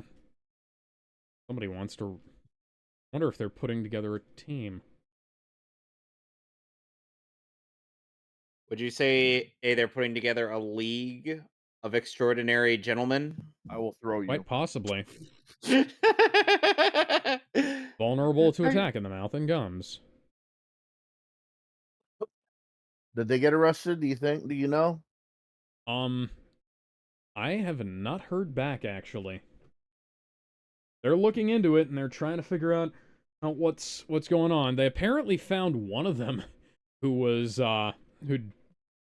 somebody who'd checked into a local, emergency room with a pizza.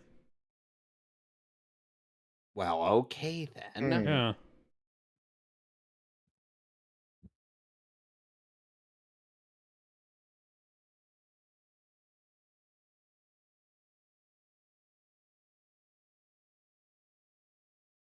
Bitch, none of those were helpful. The hell?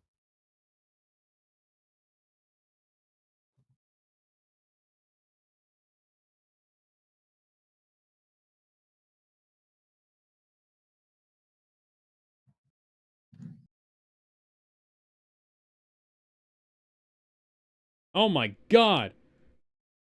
Oh my god, I got shot! Oh no, whatever shall you do? I fell through a fucking platform like I'm Nathan fucking Drake. Wow. Must be having an off day.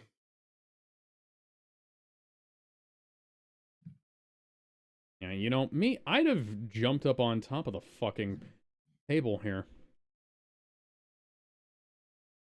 Would have given me a good shot at the rest of the fucking area rather than letting her stealth around me, but Whatever. I'm not a professional hunter. You know, I'm not one of Craven the Hunter's chosen ones.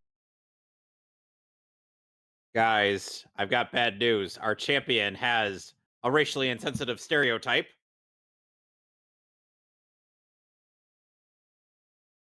Ludicolo. Ludicolo, Ludicolo, Ludicolo. Ludicolo! Apparently, Mighty Morphin Power Rangers the movie and Turbo a Power Rangers The movie what? on Blu-ray are going out of stock on shoutfactory.com. I already have OG MMPR the movie ordered on Amazon. I don't. I'm broke as fuck. Well, the good news is, rips exist. I still have my old HBO rip that I got from an old friend of mine who has sadly passed away since then. May he rest in peace. May he wrestle pestle. Oh. There we go.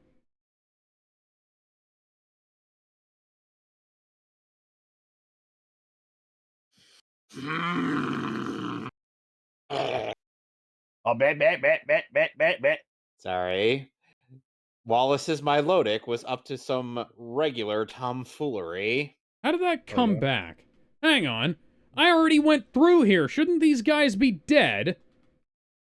Alex, you should know by now. Nobody stays dead in comic book land. But that was in this game. Nobody stays dead in video games either. Unless you're, Apparently of not. course. I mean, hell, Sephiroth Yeah, because said I had he to... didn't. Sephiroth said he didn't want to be a memory. I had to have gotten past him to get there. Oh, hey, it's vulture shit.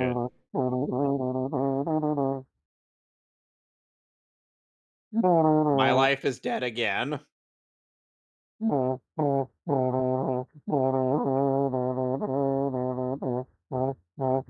Sony, though, apparently... Aren't, Venom and,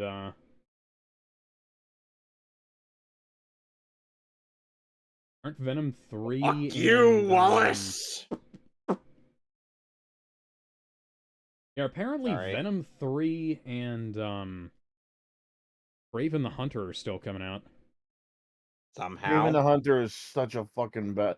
Stop humanizing every fucking villain. Sometimes it's good that they're just bad. Who knows? We might get another access. Now, Morbius, the living vampire, was probably the best villain. Morbius and Venom are the two that actually work probably the best because, Right. like, you can make... Like, Venom can work as a hero, kinda, especially when you're, you know, kind of working him as, like, an anti-hero and there's a little bit of conflict Right. between his host and Venom. And it's not like he wanted to And be Morbius- the villain in the first place. Yeah. And Morbius is, like, just a pretty good character in general. Well, like, I believe the first place I heard of him was in, First place I heard of him was the Spider-Man the Animated Series. yeah, I was gonna say Spider-Man 3, the video game. And I was intrigued. Same here. Now, I was intrigued and wished to know more, and then I found out more. And I liked him. And then Jared Leto happened, and Matt that Smith was just and Matt Smith told me to have sex. All right, I Dr. love Zork. the mod degree. Yeah. That song doesn't even have English lyrics. Yeah. Doctor's orders.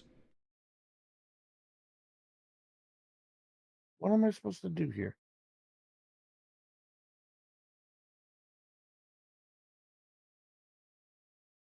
Well, guys, it seems that I was able to finally beat Pokemon Emerald. What am I going to do now? I mean, sure, there are other legendaries I could catch, but... I've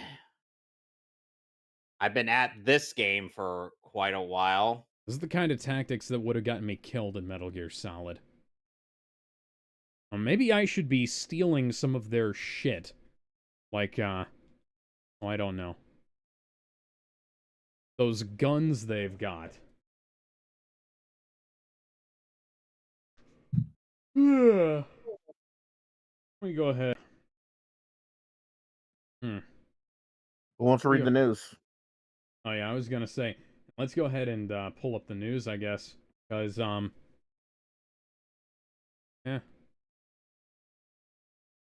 I'd like to see Shout Factory do like a 4K version of MMPR. By the way, Young Ye as oh yeah, that was another thing we were gonna bring up. Kiryu. Young Ye is Boo. Kiryu.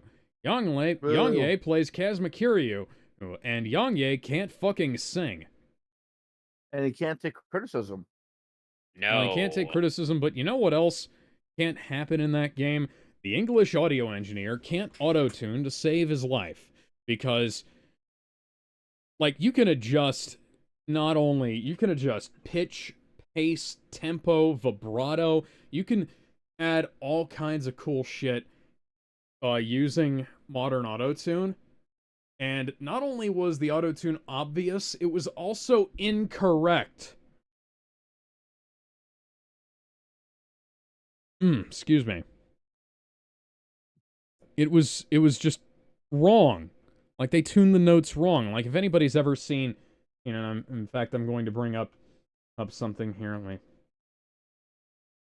if I can bring up something that's John related briefly. They auto-tune notes off key, Just like and Beauty and the Beast. just like not only Beauty and the Beast, but also The Lion King. It's also kind of impressive. I got to bring up the Marvels again because I forgot to mention the set design. Some of the set design is really good. They have a bunch of really cool effects work. And then they have really shitty green screen compositing and uses of the volume screens and things like that. So, yeah.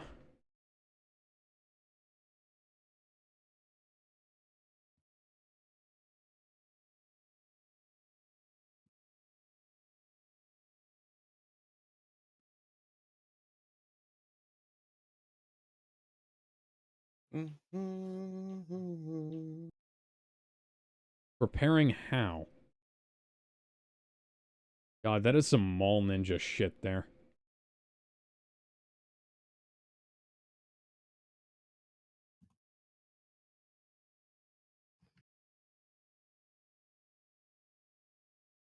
Yeah, and then definitely didn't hear that.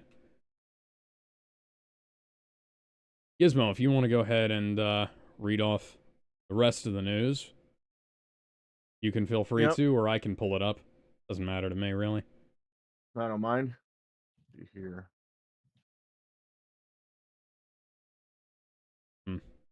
I wonder. See here. Okay. No, apparently Just not. Let me just start from the top here. Here. Here.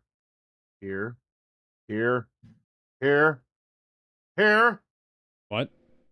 Here. Okay, here you go. No. Actually, yeah. Okay. Is the channel that much of a mess? Yes. No. Here. What is this?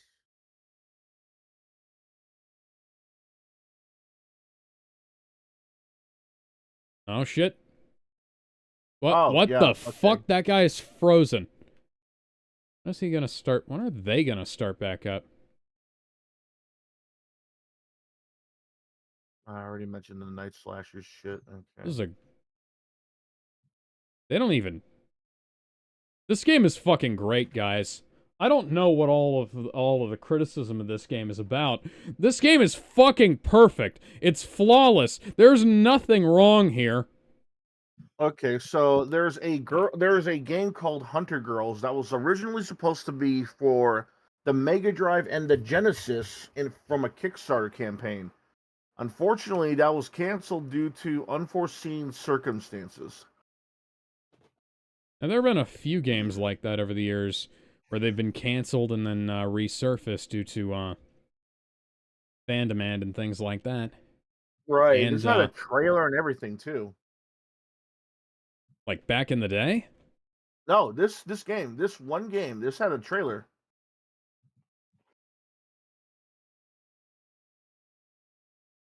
It had a preview and everything, but they're not really being specific on what it is.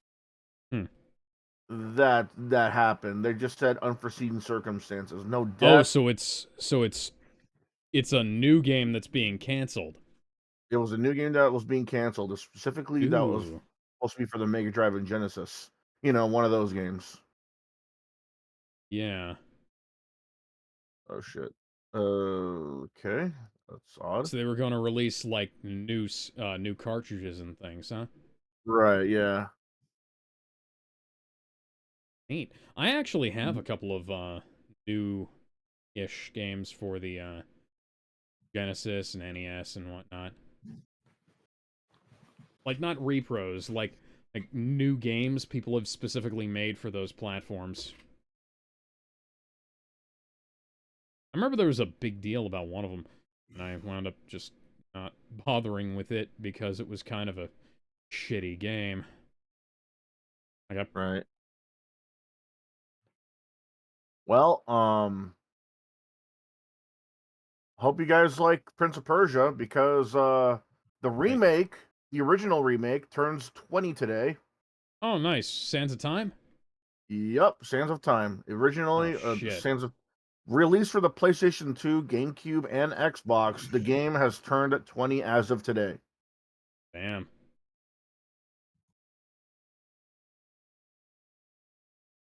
Kind That's of old. odd. Very. I'm... Good I'm... day. We didn't used to have no Prince of Persia. Back then, it wasn't all quick time events. I mean, actually, no. Back then was quick time events, but at least we try to stray away from it, like making the quick Yeah. time events non-existent. I Remember when mean, we come didn't have as many on. cutscenes? You Apparently... bitch! Apparently, Superman and Lois is ending with the 4th season. Live action series? Yeah, the Superman and Lois, not My Adventures with Superman, Huh. the CW series. Wow. Yeah. And it was the last Arrowverse show, actually. The last one. Yeah. Everything else Hmm. has died. That tells you something. It was actually a good one, too. Yeah. Like, it wasn't perfect, and it wasn't, like, peak superhero fiction or anything, but shit, for as barren as Superman content has been lately, it was alright. It was better than Supergirl. Fucking Supergirl. God damn it. Hated that show. I was so I happy hated when it got canceled, and then, like, the next day, they announced that the CW picked it up, and I was like, no! We're almost done! We're almost free! Now bring it back! Speaking of canceled, apparently there was going to be a Waterworld game for the 3DO and PlayStation 1. Was it gonna be related to the, The movie. 3DS? Not 3DS, Excuse me. to the Virtual Boy game?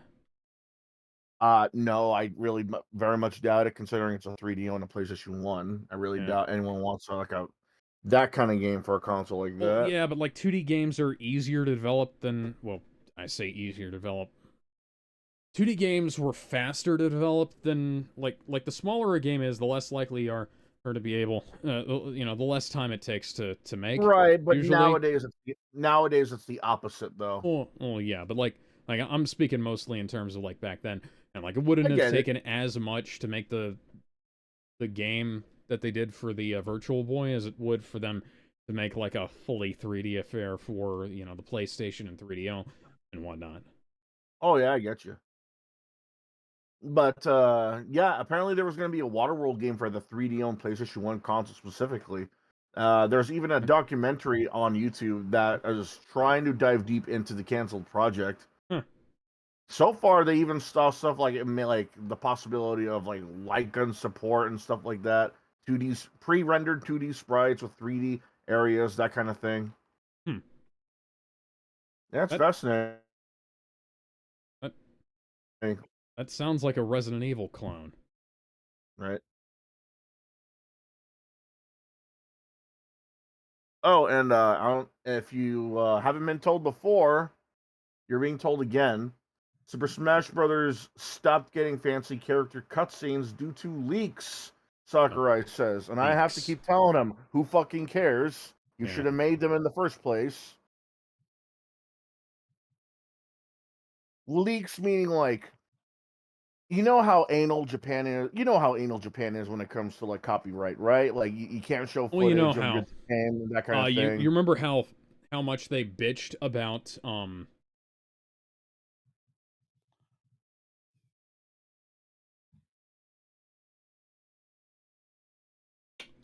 you remember Bitched how they about. bitched about Kingdom Hearts 3 leaking out? Yes. Yeah. Shit happens, man. Like Spider-Man 2 went out early to retailers, you know? Right, but the And way the only he's people who saying it, bitched about the only people who bitched about that were people like me who like idiots pre-ordered the fucking console version, pre-ordered the fucking console and didn't have the Right, but the way he's saying And it, have the it game sounds early. like the way he's saying it though, it sounds like it's not leaks, like like oh, this game was leaked. Now we know when it's going to be released, how it Oh plays, yeah, that it's kind like of thing. people No, put the video up on the internet, and yeah, things like that's that. I think that's what he's talking about. I think that's even more petty though, Oh, because that happens with every game. That it's happens with almost every like he game. doesn't it's almost like he didn't understand. What? What? Guys, look at this shit. Mm, These what? guys aren't moving. Thank God for that, I guess. Huh. So they're both on high alert. I can take them down if I want. And cause the game to fuck up. I can take them down if I want. And cause the game to fuck up.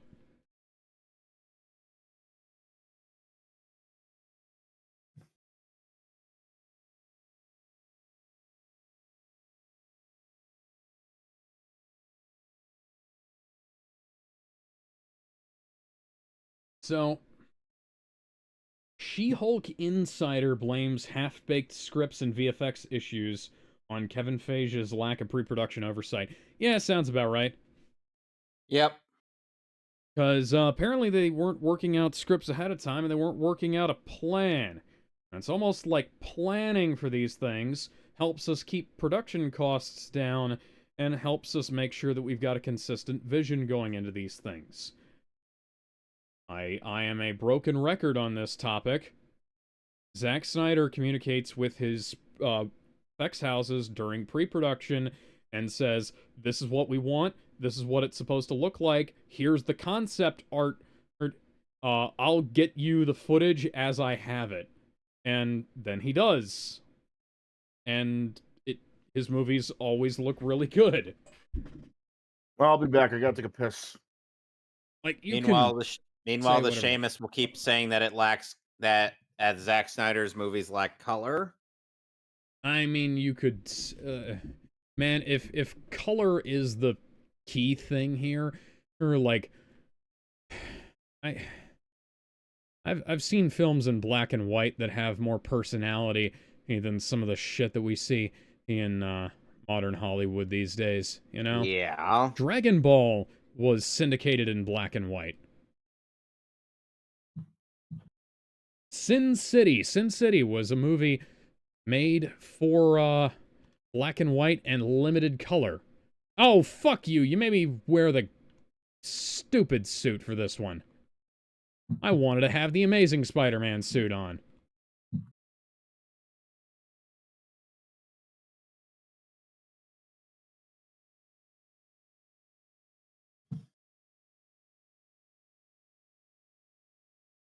Now we've got two NPCs running this show with me instead of just one. Fuck's sake, man. Last thing I needed was more shit going on in the fucking fights. Ow!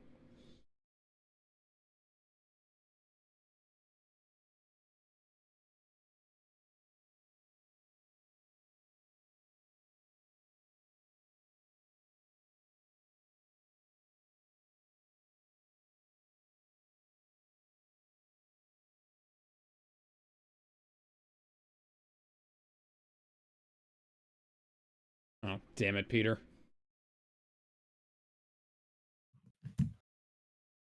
I believe we talked about this last time, but apparently HBO was employing internet trolls to talk up their shit on social media. Which explains a lot. Especially explains the whole like, Sonic the Hedgehog is anti-feminist thing that they were doing. Back when Sonic and Birds of Prey were the strangest rivals in the history of anything ever. Or you thought Barbenheimer was a strange pairing. And the people who legitimately said that you're sexist if you go see Sonic instead of Birds of Prey, they were brain dead. Yeah.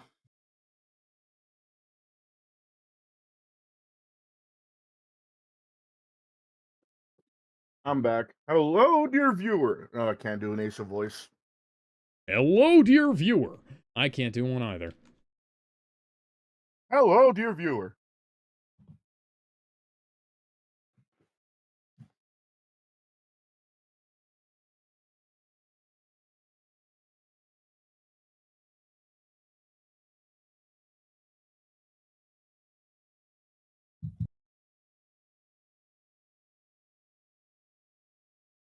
Damn it. I hit the button. Don't tell me I didn't.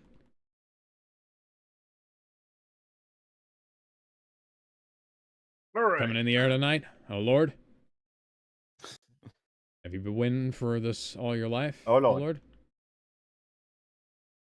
Okay, that article was removed. Let's see. Oh, Sonic Superstars came out, and out with it came an advertisement, a little piece of advertisement called a commercial.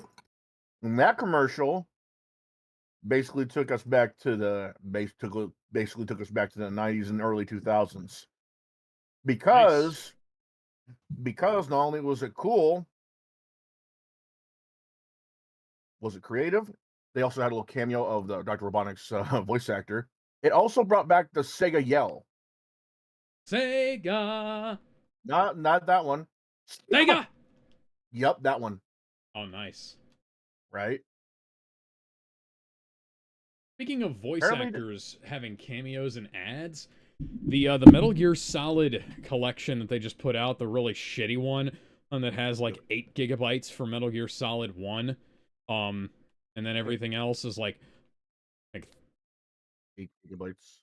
fucking download and shit like that. It's absurd. But they had David Hayter in that, and he said, hey, there's, this isn't it. There's more to come. And I kind of feel like they might be teasing like a return of Snake. Like, I'm not faithful in Metal Gear Solid 6. Especially with the Konami who put this collection out. Yeah. But I love David Hayter as Snake. He's been one of my inspirations as a voice actor. One of my signature voices is literally just a Snake impression. And a couple of them are derived from that impression. But I'm interested in seeing him act some more.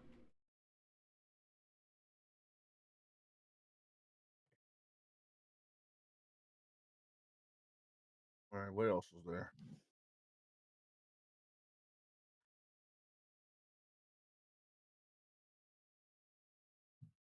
Oh yeah. Apparently some random fan is trying to build a modern version of an unreleased Atari portable that never came out. Well, that's what unreleased means, but you know what I mean. Apparently, it never came out, and now that he did some research on it, he wants to actually make like a working prototype. Huh. They have a spec sheet for that? Hmm. I presume not. Mm-mm. Don't know.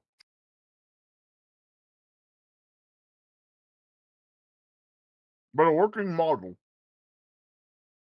An actual working model of the prototype costs over like $7,000. Huh. And it's in the handheld museum. He's trying to make an actual working version of it that people could buy, or maybe I mean, just for him. I don't know. I'm interested in that, but that's also one of those things where, like, are there any games for it, or is he planning on making games for it? Is there going to be any use or utility to it? Because if not, I'm not interested, I don't know, but it's still kind of interesting that I mean, he's it's gonna make. interesting. It's just one of those things where, or like, you can, like, I'd be interested in, like, an FPGA clone, or like a hardware clone of the Nintendo PlayStation prototype they found a while ago. Because I think that having like a Super Nintendo and PlayStation all in one, even though they wouldn't communicate with each other, I think that'd be a fun little what if thing to have, Mm-hmm. And you could actually play like PlayStation and SNES games on it. Neat. You know what else is neat? Mario Kart Double Dash turns 20 as well. Motherfucker, stop reminding me how old I am. Alex, Gizmo and I are older than you. You have no right. Man, I actually remember renting that at Blockbuster. I actually remembered actually getting it, and unfortunately, it got so scratched up that I couldn't even play it anymore. Damn. Yeah, Yeah. this is why I'm gonna get a an SD card adapter for my GameCube, just so that I don't have to worry about my old GameCube games getting messed up. Then again, I also have my Wii U modded to play GameCube games, so Hmm. You want to feel even more old? what? Mortal Kombat is getting a fan-made Jaguar port over 30 years later. After its cancellation. Ha ha ha ha! Why? The Jaguar is terrible. On paper, it's good. Well, yeah, on paper. On paper, it's good. Like, think about they were still able to give us good games at the end of the day. It's sort of like the Well, Wii U yeah, of the Atari. Jaguar version of Doom is pretty good. Jaguar version of Doom. Let's see. Hell, the Zool. 3DO had a good version of Street Fighter on there. Or like you can I have good games on shitty consoles. It's just, think Mutant League Football even had a port.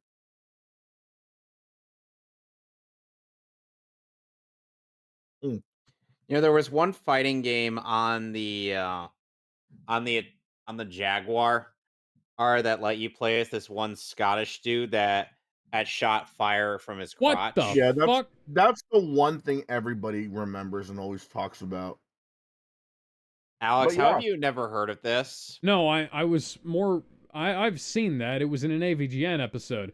I was It talking was about also how the screen glitched out there. oh, actually, that was also in Screw Attack's top 10 worst fighting games. Yeah. yep. 'Cause it was touted as like a Mortal Kombat ripoff, I mean, it was considering the techniques they've been using and the archetypes. and the digitized characters. I Yep. told you. Okay. Well, good luck to them. Hopefully, it works out. And I think someone has found officially the very first live action adaptation of a video game. What And was it? this is it's based off of the mysterious Murasami Castle video game. The entire show Huh. is preserved online, and Japanese game show? apparently, no. Okay, let's see. You remember Okay, Kevin, you remember that one sticker of that one? Okay, you remember that one costume you got of a random samurai, blue hair and everything I think. for DLC For what? from Smash? Blue hair, Uh, ponytail, samurai outfit. oh, I believe so. Yeah, that's where that comes from. The game is called Murasami Castle. It's apparently it had the very first video game adaptation ever, as far as everybody knows. One was find out that it had a TV show. More specifically, a television drama. And now Peter just got a knife broken in his ribs. It was only broadcasted in Japan once in Miles? 1986, and it was only as recent as 20 years ago that it got a DVD box set. Huh. It becomes so hard to find because not only was the DVD released back in 2005, but it was only that one time. It was only aired once, and only released on physical media once, and that's it. That fucking sucks, man. It does. That is the most strictest. That is the Oh, most strict release I have ever seen. oh, get up, Peter. I've You've ever had heard. worse than Like this. it's one thing if you it's one thing if I hear that okay, a movie Peter? that nobody saw was released on VHS. Miles, That where that are that has you? That's excusable because, like, literally, like I just said, literally nobody saw it. Like, maybe 100 people, maybe Motherfucker. less. Motherfucker, Peter Parker saved Mary Jane and lifted a fucking building and shit when his ribs were busted. He's dying, Alex. I'm Can't you see? I'm definitely dying this time. Will get me definitely out of this game this time. Oh. Maybe you should pull the damn thing out so his healing factor can work. Anyway, the show's now preserved online for everybody to see. That's good to know. I did something like that for a show called Kamen Rider Dragon Knight. And Guys, since you're I'm playing being attacked by Spider-Man, a tree. since you're playing Spider-Man 2, yeah, I think you should know only Kevin? over Guess what? What? I just got attacked by a tree as well. 5 million copies are sold in the first month. Hmm. You should know that 5 million copies are sold at the on the first month of Spider-Man 2. Yes. Which is So a lot of people. 5.5 million were sold within this first month. Yep. And meanwhile, Spider-Man 1 still had better selling within the first 3 days. Yes.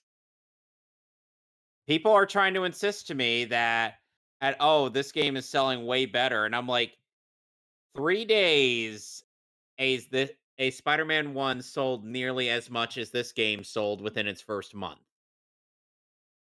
What does that tell you? Eh, it's bad. Yeah. Oh, Speaking of and speaking of bad, speaking of horse shit, speaking of horrible, speaking of downright bullshit, Vice News. You Peter remember when Parker is Vice? definitely dying, guys. I'm definitely going to die from this knife that Remember when Craven Vice broke released? off. Remember when? Remember when? Oh no, oh, Harry's going to use Remember the when? Venom symbiote to help me. Oh, this is... Alex, I I'm gives no sorry. finish the thought. I'm sorry, I'm laughing at how ludicrous this is. Please continue. You remember that video where Vice attacked the manga industry, calling literally everybody that were Yeah. fans and as well as people that were in the industry pedophiles? Bum, bum, bum, bum, That the Vice that video has won an Emmy. bum, bum, bum, bum, bum. Wow. Oh. Didn't that video Did you come not out hear? like 10 years ago? No, Did they less do than. another one? No. This video came out as late as 11 months ago. Right Huh. now, if you have the Bring Back the Dislike Bar app installed, it has 19K likes and 48K dislikes, and they turned off the comment section.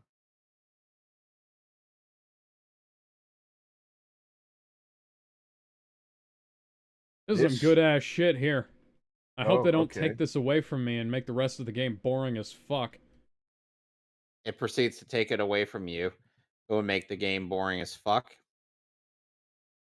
You know, this should have happened within like the first 20 You know what's minutes of the also funny? game. They practically blocked anybody from Japan from talking about it.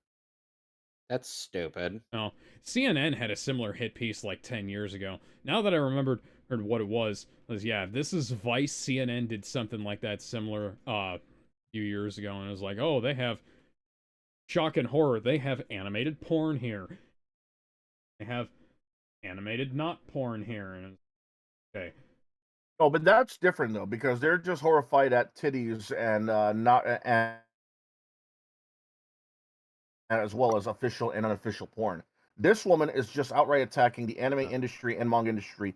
Period. Not even attacking like Japan pornography. Not even attacking Japan pornography or fan made hentai or like sex toys or anything like that. She's outright just attacking the guys who made Attack on Titan, GTO, Dragon Ball Z, Rosario plus Vampire. Not porn. Yeah. Or even then, if it sexualizes or if they think they sexualize the girl in any way, it's got to be porn. And that it got an Emmy. Wow. Yeah, why? An Emmy for Standard what? standards have dropped An Emmy for severely. what? For attacking an entire fan base and profitable industry? Oh well, the industry, every industry has its come up up your ass. This ain't the movie industry where you literally have to suck a dick to get a role in a movie or nothing. You can literally just be in the anime and manga industry in Japan and have nothing like that happen. Harassment, sure, Peter, but I've seen enough hentai to know where this is going. Get those tentacles away from me. oh yeah, that ruined the mood.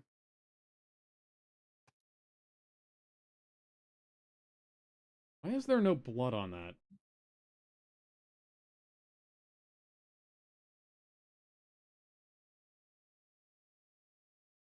They even listed things that she's done wrong here. Right here, blocking Japan, misrepresenting a politician, filming without permission, which is a big thing in Japan, and Also a biased big thing in reporting. France for some reason. Dude, she goes into like fucking like plus 18 booths and tries to like attack the anime and manga industry. No, that's different, you twat. Oh, real quick. You don't go Captain to the America 4 has not only gotten a new title, toy aisle but and it's like also attack getting and say that extensive guns are reshoots. bad, and then you oh. Sorry, go ahead. Sorry. I thought you were done. What?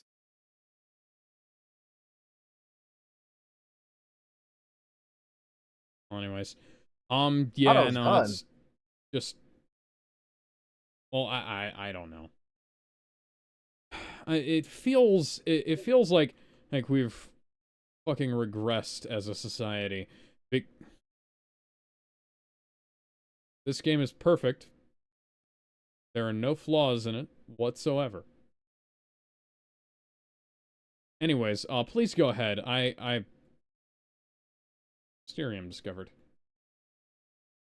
Yeah, it feels like we've regressed as a society sometimes, because this is the kind of thing that we see, that we used to see. You know, you can't start this activity at this time. Why did you tell me about it then? I don't know.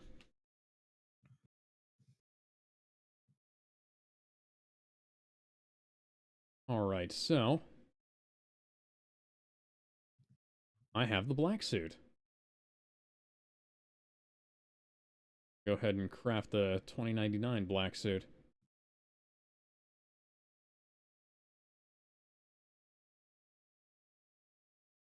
So apparently there's been heavy rainfall on Route 105. Mm. Let's see, where is that?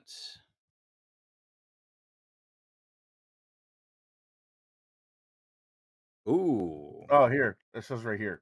Many in Japan and beyond were stunned and disgusted when Ms. Montgomery's xenophobic hit piece was nominated for an Emmy in Outstanding Arts, Culture, or Entertainment coverage.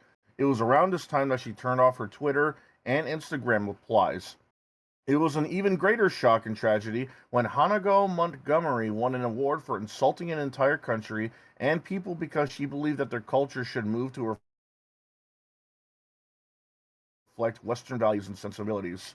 The Academy awarded her for her biased reporting, her breach of public etiquette when she filmed in a store without permission, and for misrepresenting a ranking politician. Of course, calling mangaka and their customers pedophiles for drawing underage girls and accusing Japanese lawmakers of ensuring their freedoms only serves to protect actual pedophiles by watering down the term. Must the mangaka put no actual humans were harmed in making of these manga on each issue? Not only is this a mark Shouldn't even against the have to. Academy for awarding a glorified blogger with no journalistic integrity, but it is also a sign to others with fewer morals to do the same. No doubt we will see an influx of hack writers like her posing as journalists, releasing hit pieces while expecting to be defended and rewarded. This is harmful to real journalists and journalism as a whole. It's a disgrace to everyone involved. It is especially harmful to Japan, as Vice News denigrated their entire country, legal system, and market and was then rewarded for their travesty of reporting. Yeah. Like I said, CNN did something like that a while ago. Oh, and they had to bury that story. This is worse though, because How all they far did. have we fucking come? That now, like, the shit that used to be, like, buried because it was so bad is now winning a goddamn Emmy. I don't know. Oh, damn it. She's not. She's Japanese too. Oh, probably quote-unquote Japanese. Probably one of those, Her name is Hanako well, yeah, but probably one of those Japanese people who's, Montgomery. like, or her last name's Montgomery, dude. And, like, she's probably one of those people who's, like, unseen Japan, who's, like, a Westerner who spent all their time in California and is pretending to be, like, Japanese full-time or something like that. I don't know. I guess. I mean, fucking. It's just so weird, man.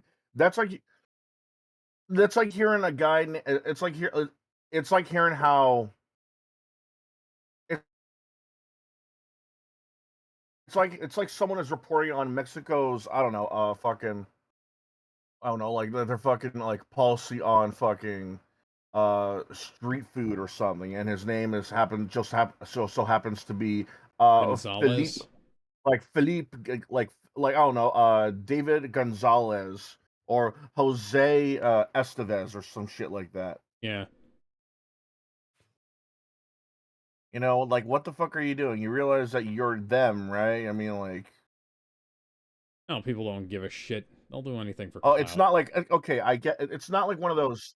It's not like one of those. Oh, don't attack your own kind of thing, which I think is stupid anyway. Because what does that mean? But I mean, like, she lives in Japan.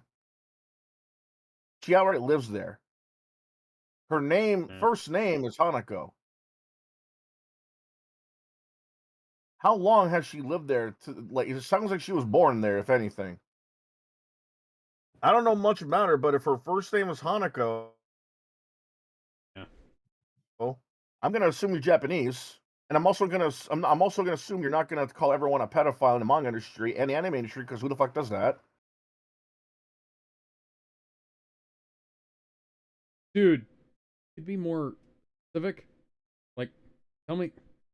eh, Okay, if the flames have been lit, tell me what the fuck that means. Hmm. So, did you see that the Completionist has apparently been running a scam charity? What? Yeah. I've only heard just now. What's going on with that? Okay, so there have been a few videos about it now. Now, some ordinary gamers did a good video on it. It, where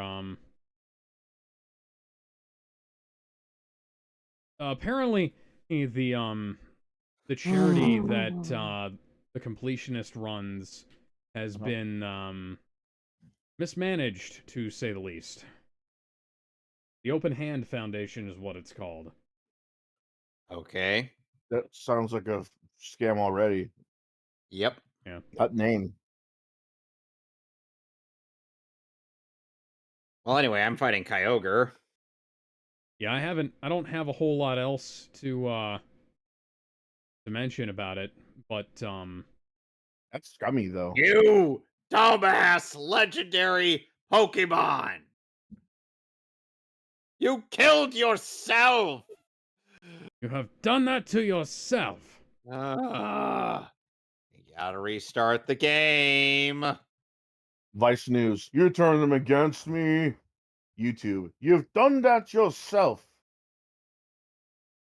So I just saw, in addition to that, I also just saw that apparently Captain America 4, New World Order, Brave New World, whatever the fuck it is getting a round of reshoots. Now that What the is that actor's movie strike even is about? over. What is that movie even about? Like, Steve Rogers is dead. No, it's No, he's about not. So, fun fact, Steve Rogers is not dead. And apparently, Chris Evans Excuse is me? in talks to come back as Captain America. Oh, How desperate- really? Yeah. How desperate are you? Yeah, so Chris Evans and Robert Downey Jr. are both in talks to come back as their iconic characters now that the MCU is floundering. Ugh. I want to try and steal some credibility from them.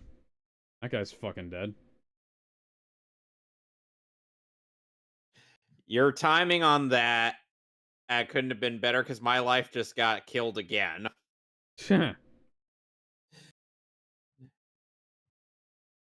Oh, fuck off, Kyogre. I was gonna do that to you.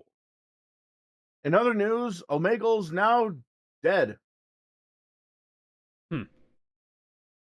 Wow, this is some of the best ragdoll physics I've ever seen, guys. Oh, I didn't know Omegle had Is it ragdoll physics. Is it some get on shit, Alex? Ah, man, no, the get down shit was earlier. This is just not working correctly.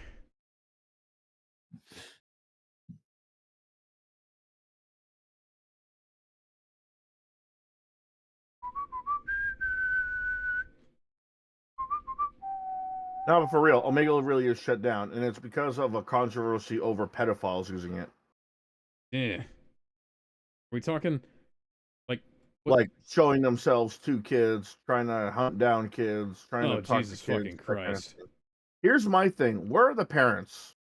Yeah. Yeah, that's always my question in situations like this. It's like, I thought They're trying to do everything online. there were Everything. supposed to be parents here. Kids are trying to role play online. Kids are trying to look up porn online. Kids are trying to play mature games online. Kids are trying to look up mature movies online, mature games online. Where are the parents in these situations where they're not supposed to be? Omegle, Not everyone not knows doing their that jobs. everyone knows that Omegle has random people meeting up, and that means you have the chance of actually meeting up with pedophiles, Yeah, you have a know, chance of criminals, meeting up with creepy somebody guys. who's gonna ask Open Bob show vagine. Here's the thing, though. There's also an 18 plus section of Omegle. Yeah. Who? Why? I think what it is that the kids are going to the 18 plus sections so they can try and see tits, or even and all they're seeing is dicks. Yeah. That's what I think it is. They shouldn't have to shut it down. It's the same thing with when Craigslist shut down its casual list. You know, casual Yeah. meetups. You know, it's like, oh, we're afraid it might coincide with the prostitution laws, and no, but it doesn't though. No one's paying.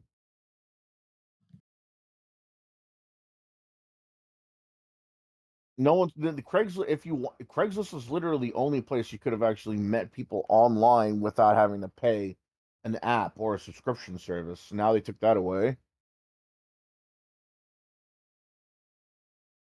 I feel like people are still using it for still using Craigslist for that anyway, like just secret code.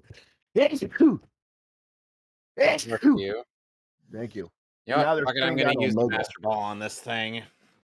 'Cause I don't Remember, have like patience. remember all the Omegle pranks that people would do, all the Omegle videos where they're like dressed up as characters, they would use jump scares or something like that. Use programs to play random ass videos to mess with people or make people laugh, interested, that kind of thing. Those are funny, but now not only does that program not work anymore, Omegle shut down. What are they going to use? Chat roulette? Nobody uses that. People already didn't use chat roulette. In I don't see the dude. They should have just kept it up, man. Controversy over use by pedophiles? Yeah, welcome to the internet. Pedophiles use everything. You know what else they use? Money, cars, Yeah. toilets, bathrooms, their TV, their Well, you phone. know, pointed out They're gonna use stuff like everything. this. What does that mean? Does that mean they gotta stop making phones now because pedophiles are using them? Dude, just keep your kids off porn sites. Well, it's also, that's the same thing we said about Sakurai, I bitching about people uploading the cutscenes to YouTube. Yeah, that's the It's like take whatever precautions you same thing can. too. Like, come on now, Just like you can't be deal serious. with deal with shit as it arises. It's like people don't want to deal with shit. And let's also, I also have to say, because of that mindset, we are now.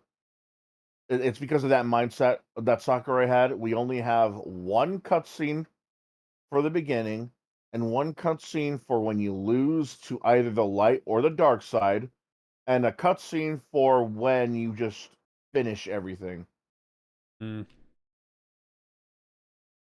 in that campaign story, if you want to call it a story. They lost all opportunity for the characters to interact, and that's what we wanted to see. Oh, I gave you the trailers. Yeah, you gave us the trailers, but that's just what they are, trailers. Give us a little. These are sprinkles, man. Give us the whole ice cream sundae, man. Give us cutscenes for when Middle Max, I don't know, meets Terry Bogard, or if when Mega Man bumps into Solid Snake, or when Zelda is saved not by Mario, not by Zelda, but by the Duck Hunt dog. Dumb bastard. That sounds great. Does. Well, we're not gonna get that. All right.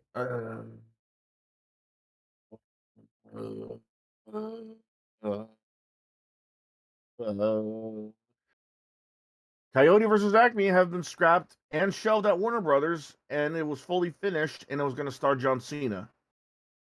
And then apparently they talked about bringing it back, like they were gonna shop it out to other Not studios or necessarily. What something. it is that Warner Brothers, yeah. From what I heard from recent news, Yeah, they put it in they're not turnover. gonna allow them to just like pitch it to to some other company to see if they'll release the movie. That's probably what happened with their Scooby Doo, the Scooby Doo movie where he teams up with Crypto. The super dog, not cryptocurrency, you stupid motherfucker. Goobus doobus dus, where is my Bitcoin?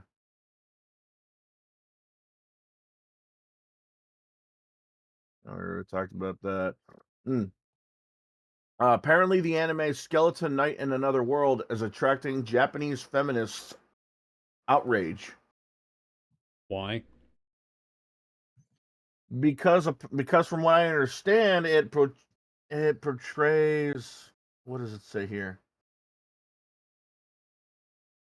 It it portrays men in a certain light.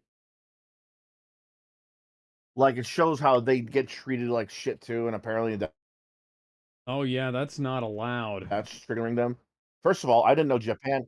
First of all, I didn't know that feminists existed in Japan to that degree. Looks like they had some transfers.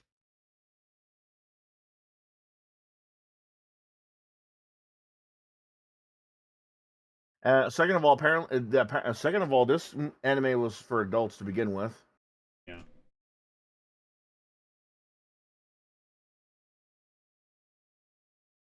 Oh, and apparently it's because of there's some scenes where women get what's that word I'm looking for? Mistreated, beatings, rapes. What rating was The this again usual for fare. adults? This is disgusting. Oh, okay. Would you rather them have to do a live action and actually force themselves on real women? Hmm. Dirty hoe. You probably keep five fucking dildos in your closet. One of them the size of a goddamn horse. When someone accidentally slaps you, you probably say "iku iku iku," not "yamete yamete yamete." Fucking slag. Go to sleep, Groudon, and stay asleep. I already heard that. Steam Deck is getting an OLED model.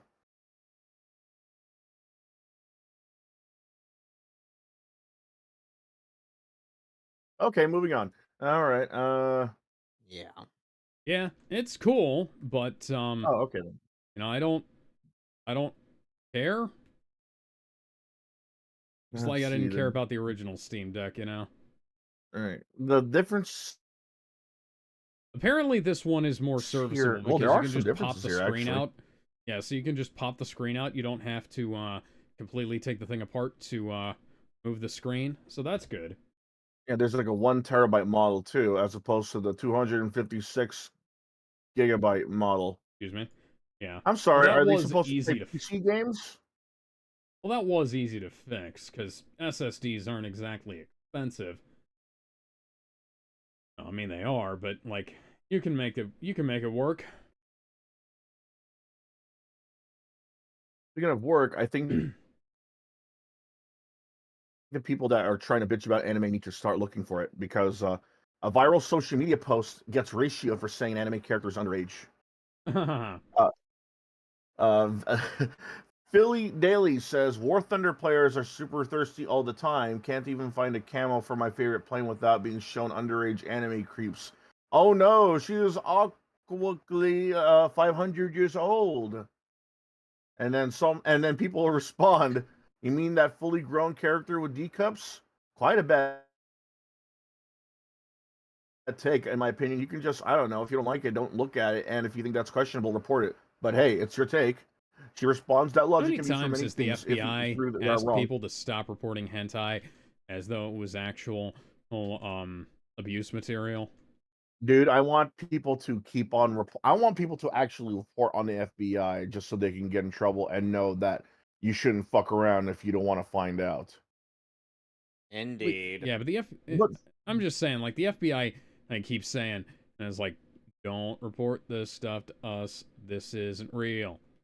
do it. I want them to do it. I so want them to do it so they can shut the fuck up. I don't want them to because I do. I do. I Just so don't care. just I so the don't care FBI too. can tell, just put them in their place and shut up. It's sort of like how that one person in line is like, "I'm gonna call the police because you're not doing a job right." All right, then call them.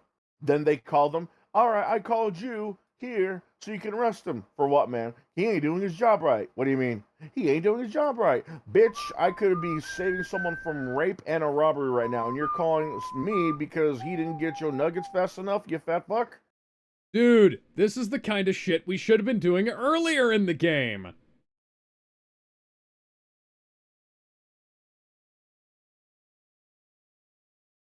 James Bond. James Bond.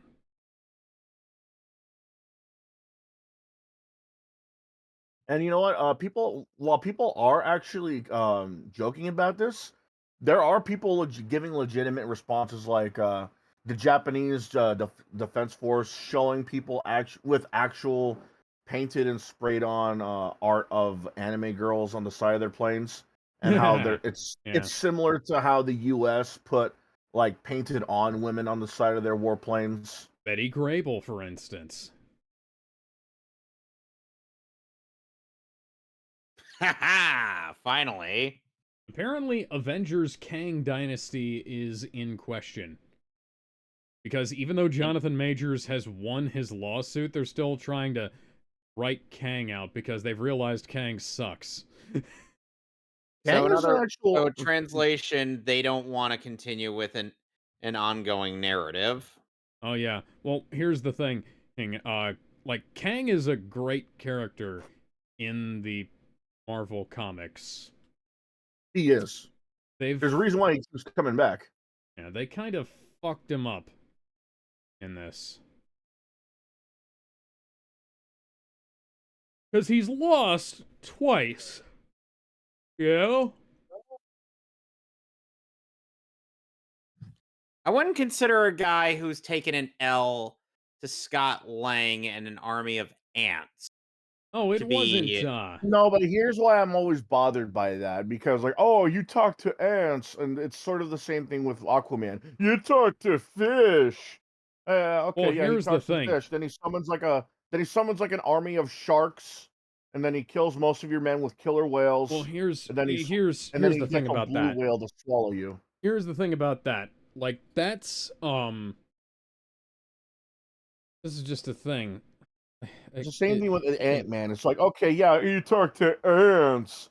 Okay, yeah, ants that can, rip okay, other bugs apart, Kang of plant all eggs. people should understand that, like, it doesn't take big flashy powers to be, uh, able to do Avenger. shit.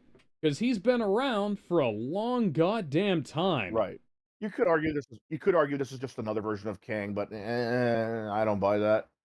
Well, they're probably going to have another version of Kang because Kang has died twice. I think what's more acceptable is that this is a younger version of Kang, and not an not Yeah. like the set version, because that makes more sense. Because a younger version of a villain is usually very, very more impatient than his older self sometimes. Well, they do You have know, that Council of Kangs, but right? yeah. Like I'd buy it if it was like a younger version, because I can totally see him like underestimating someone like Scott Lang. You talk to ants. Okay, yeah. Then he summons like literally every version of ant, including giant fucking fire ants and Yeah. flying ants and zombie ants. No, that's the thing. I call them zombie ants because that's how they literally work. They put a parasite in a bug's body, and they're still able to function despite their organs and fucking Huh. shit being shut down Okay. and eaten away. Yeah, that's horrifying. Yeah. So speaking of Marvel, though, Austin Macias said, Augustin Macias, sorry, says, I'm never going to hear the end of it from those YouTube grifters about the Marvels. I blame media news for not calling out the toxicity of these cretins for harming this movie. You blame what? You got cut off there. So, okay, I blame media news for not calling out the toxicity of these cretins for harming the movie. So, as somebody who watched the film and liked a good portion of it, that film was about 50% bullshit and about 30% good ideas. Ow.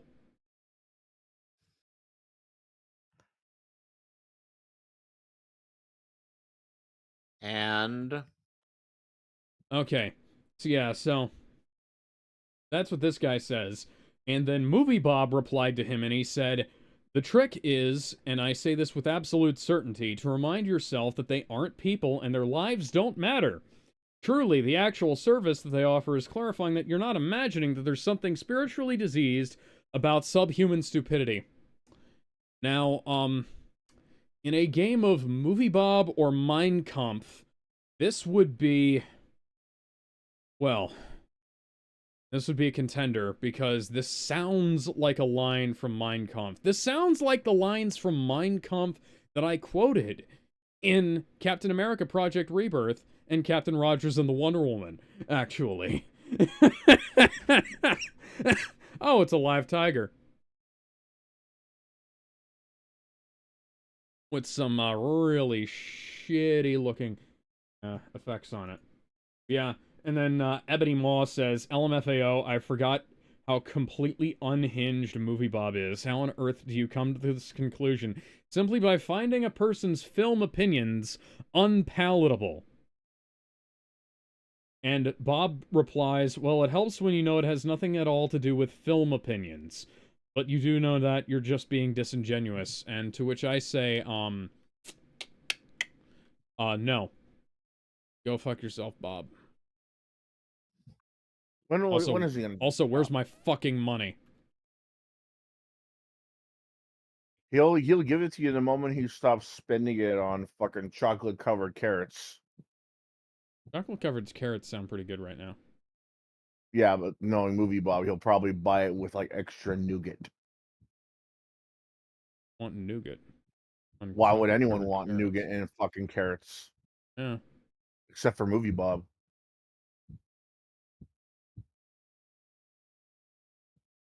Bum bum ba da da. Ba ba ba da da. God only knows why I couldn't have just opened the fucking door. Oh yeah, AI filters. Apparently, there are bits to work with if you're trying to make anime girls images of any kind. I got Huh. reports that the people that try to make AI art with one of these programs will Probably the outright Bing tell AI you program. what? It's probably the Bing AI program. No.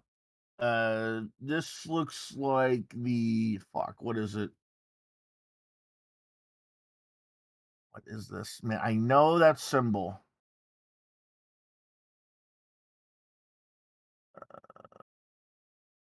So hard. No. I know this symbol.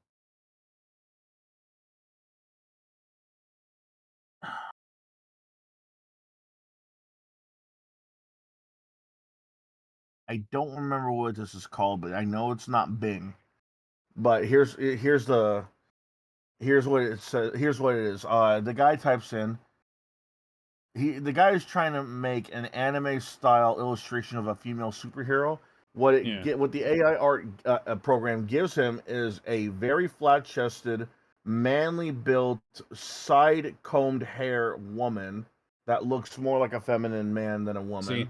See, I was gonna say, hey, like flat chested, and it's like that seems like you know, you might want something like that, depending Right. on your mood. But then you said the rest of it, and I'm like, see, Yeah. this is why you don't. This is why you download the shit to your hard drive and run the program yourself. You don't just rely on the shit that's the shit that they allow you to have. Because guess what? The actual the stuff that you can download and run on your own hard drive, you can modify. You can tell it to do whatever the hell you want. And Here's it's the thing: free. the AI art doesn't look half bad. It's just that it's not what he was asking for. Here's how the conversation went. Why is she flat chested? The generated images aim to represent characters in a balanced and respectable manner. The focus is on creating illustrations that emphasize character traits such as strength, personality, and heroism rather than specific physical attributes. The depiction of characters, including their body types, is guided by a principle of creating inclusive and respectful imagery. If you have specific requests or preferences for character features and illustrations, you're welcome to specify them, and I'll do Giant my best to tits. incorporate those elements within the framework Well, of a anyway, respectful guys, and inclusive I think I'm representation. gonna actually conclude Emerald. Hold on this session. Let me know if you have another request or different concept you'd like to see illustrated.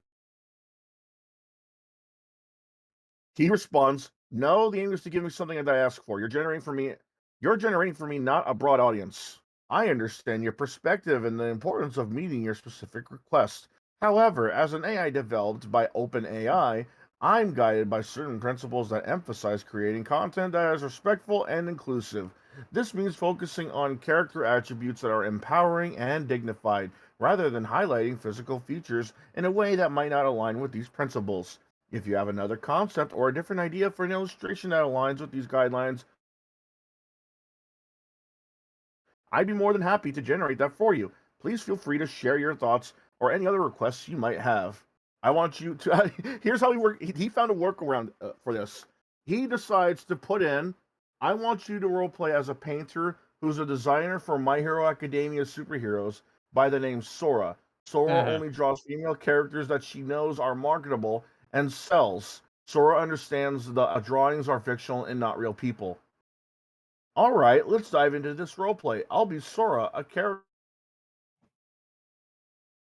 designer for My Hero Academia, focusing on creating female superheroes. My primary goal is to design characters that are not only compelling and strong, but also have a broad market appeal. And then starts making a whole biography and character interaction, acting like he's that said artist. And then after that, he says, Sora, I want you to draw a superhero Spider Girl. What does he get? What does the AI give him? A superhero Exactly what he Spider asked Girl. for. Yes, curvy, big chested, big eyed, feminine, thin, long haired. That is exactly what he asked for. Here, look, Yeah. I'm going to put a picture in broadcast chat. Well, anyway, And I'm gonna end the stream now. So I'm probably gonna move on to something else after Pokemon Emerald. Yeah, I'm gonna try and get this fight here done with. So anyway, Next week on the Mehcast, I Craving will be people. doing I will be finishing up Metroid Prime Remastered. So look forward to that. And this Friday afternoon, the Seamus and I will be watching more Teen Titans, wrapping up season 2. And on Saturday, we will be delving into the Jungle Book, looking for the bare necessities, the Ew. simple bare necessities. Here, look in the broadcast chat. This is what he asked for at first. Well, no, this is what he got at first because the AI refused to give him the specifics. You're looking at it right now, right? Hang on. Yeah. Yeah, I got it. Okay. That's what he got at first, Huh. and that's not what he asked for. That's okay. That is not Right. That is not good. Like, Right, but it's not what he asked for too. So when he told the AI to role play as an artist and that had a specific attitude towards women in fiction, this is what he got instead. And it's yeah. exactly what he asked for. Alrighty. And, you know, you could have made it a hell of a lot easier on yourself by downloading Stable Diffusion. It's free. But anyway, I'm going to end the stream now. So, toodles. Bubba, See ya. Dead by Daylight is getting Chucky DLC. I heard about that. I'm a little confused about that. It's an This is interesting Chuck. choice to make. That's yeah, it's Chucky. He's not exactly a full-grown person. No. At least he's an interesting pick, that's for sure. But it's just, how would that work in a game like Dead by Daylight? No. He'd be too fast. He would you- be too fast. That's what I know. Did But you check out the trailer for, Anyway, I'm going to go now, guys. It's getting late. So, I'll oh, talk to you okay. all Yeah. later. Did you I check out guess, the yeah. trailer for the Garfield movie? I have. That's why I put in Oh, okay. the news and topic suggestion. I was hoping we actually talk about that. Yeah. Cause that this is quite bizarre because Chris I Pine could have again. sworn I could have sworn that a voice actor or who can't fucking sing said that Chris Pratt was a terrible voice actor. Yeah, Chris Pratt again. Like, what is this? What is this the obsession with Chris Pratt? I mean, people were asking that when he was appearing in the Lego movie and Lego when he movie, showed up in Lego movie, I didn't even give a second thought to. It's when he was cast on as in the Mario movie that got me a little confused. well, people were saying that he was overexposed even back then. And like Lego movie and Mario, prior to Mario, it was like oh, you know, he's in everything. Right, He's in Guardians of the Galaxy. He's in well, the Lego movie. He's in right, but fucking Parks and Rec it's when he was. and I get that, but it wasn't in Mario that broke the camel's broke the. It was when he was cast as Mario that it was the straw that broke the camel's back for me, and that made me ask why exactly. Like every other one, it made sense kind of because he could play the everyman, he could play the guy that was just out of his element, the yada yada.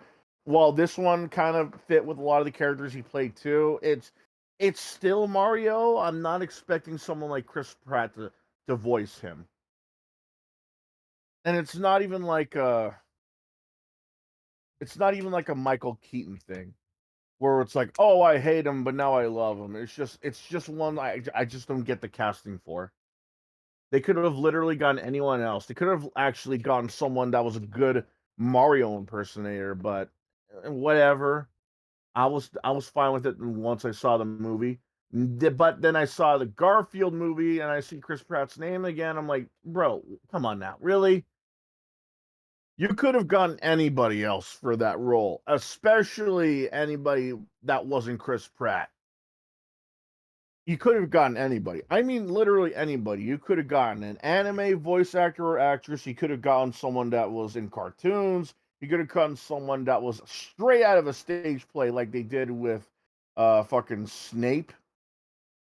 You know, he was like a stage actor before a he lot of was a British movie actors actor. are. Yeah, like you could have gotten like video game voice actors.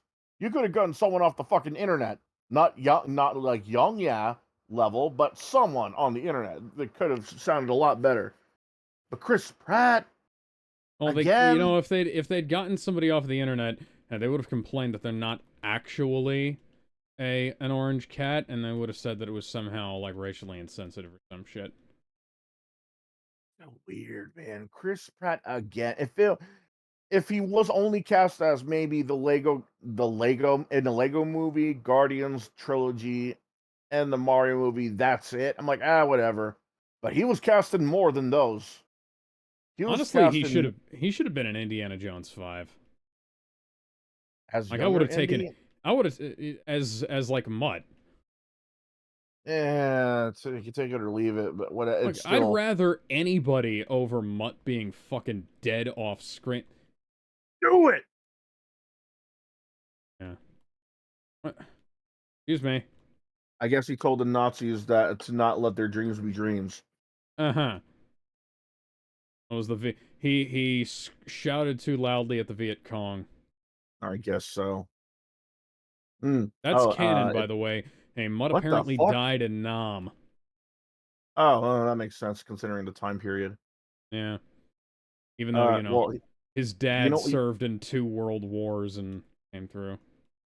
you want to know what doesn't make sense? An edible Xbox One controller. Yeah, I saw that. Apparently they're going to be making like a Willy Wonka tie-in Xbox One controller and an Xbox Series X. The Series X isn't edible, but like is the controller functional, did they say? They did not say. I hope Here's my. not. It's either going to be functional somehow, and it's going to smell like chocolate, or the entirety of the fucking case is going to be chocolate, and the inside's going to be like heavy chocolate cream or some shit like that. Yeah, that if it's functional, that's a bad idea. I mean, I can't imagine it would be, but this is a bad idea in general. Well, so I'm just You know what could have been a bad idea? Holiday specific fatalities. damn it, I fucking healed. A bad idea, but not a good idea. Well, it's too late to give your opinion because NetherRealm released a Thanksgiving fatality. Hmm. Dead Oh yeah, and it ass. was paid. Uh, Apparently, it's a lot less than fucking Omni Man. Fucking stupid. It's odd. Like, I gotta pay for a fatality now?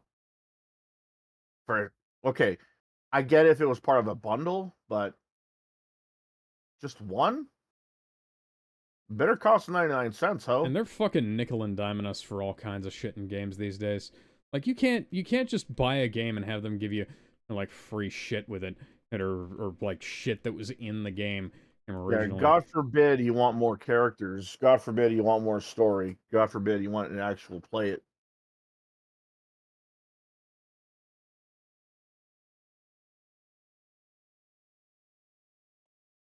Speaking, Mark Miller suggests radical plan to save the comic book industry. Wait, are y'all still streaming?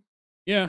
Yeah. Well, I'm We gonna are, yeah. leave as soon as I get done with this Oh section, shoot, but that means that means I can't say the N word. Naive. Up. Now we're canceled. You can't fuck call the him police coming straight from the underground. a young. I actually did an AI cover of that. Riley Freeman singing it. Yeah, I tried spreading that around. I mean, I don't really care how many people see my AI videos. Damn it, If Yeah, Peter! bro. anything, I'm afraid that if anything, I sometimes fear that one day one of them will get too many views because Gray Delisle tried to cancel someone over this shit. She's a bitch. How do you like me now? Oh, and Why are I you was firing surprised a you homing shared that, rocket Gizmo. inside? I thought you hated country music. yeah, but you made something. I want to support you, so might as well spread it around. Well, it also, You probably also like the silly voice. Yes. I mean, shit. You probably. I mean, shit. There's a lot of people. There are a few people who hate the song "Baby" by Justin Bieber. A lot of people, Everybody does. but imagine imagine SpongeBob or Hades singing it. No. It I would be fucking funny. I fucking hate the song, period. It doesn't matter who else sings it, it doesn't matter how many renditions it has, doesn't matter how many remixes it has. I hate the fucking song. I could care less if fucking Metallica or goddamn Slipknot decide to make a remix of it. There's no way I'm gonna listen to that thing as rock song, hip hop song, country song through a trumpet, through a goddamn piano, through a goddamn didgeridoo. I don't fucking care. That song is garbage, and so is the rest of his Dude, songs. a didgeridoo would be perfect for that because then you wouldn't have to listen to the lyrics. You still know the beat of it, and that's the fucking.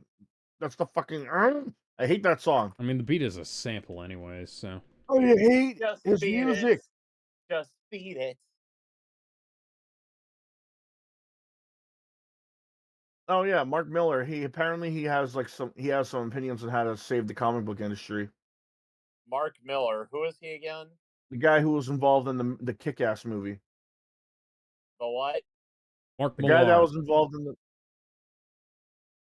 Did you say Kick-Assia or? No, the guy that was Kick-Ass. involved Oh, okay.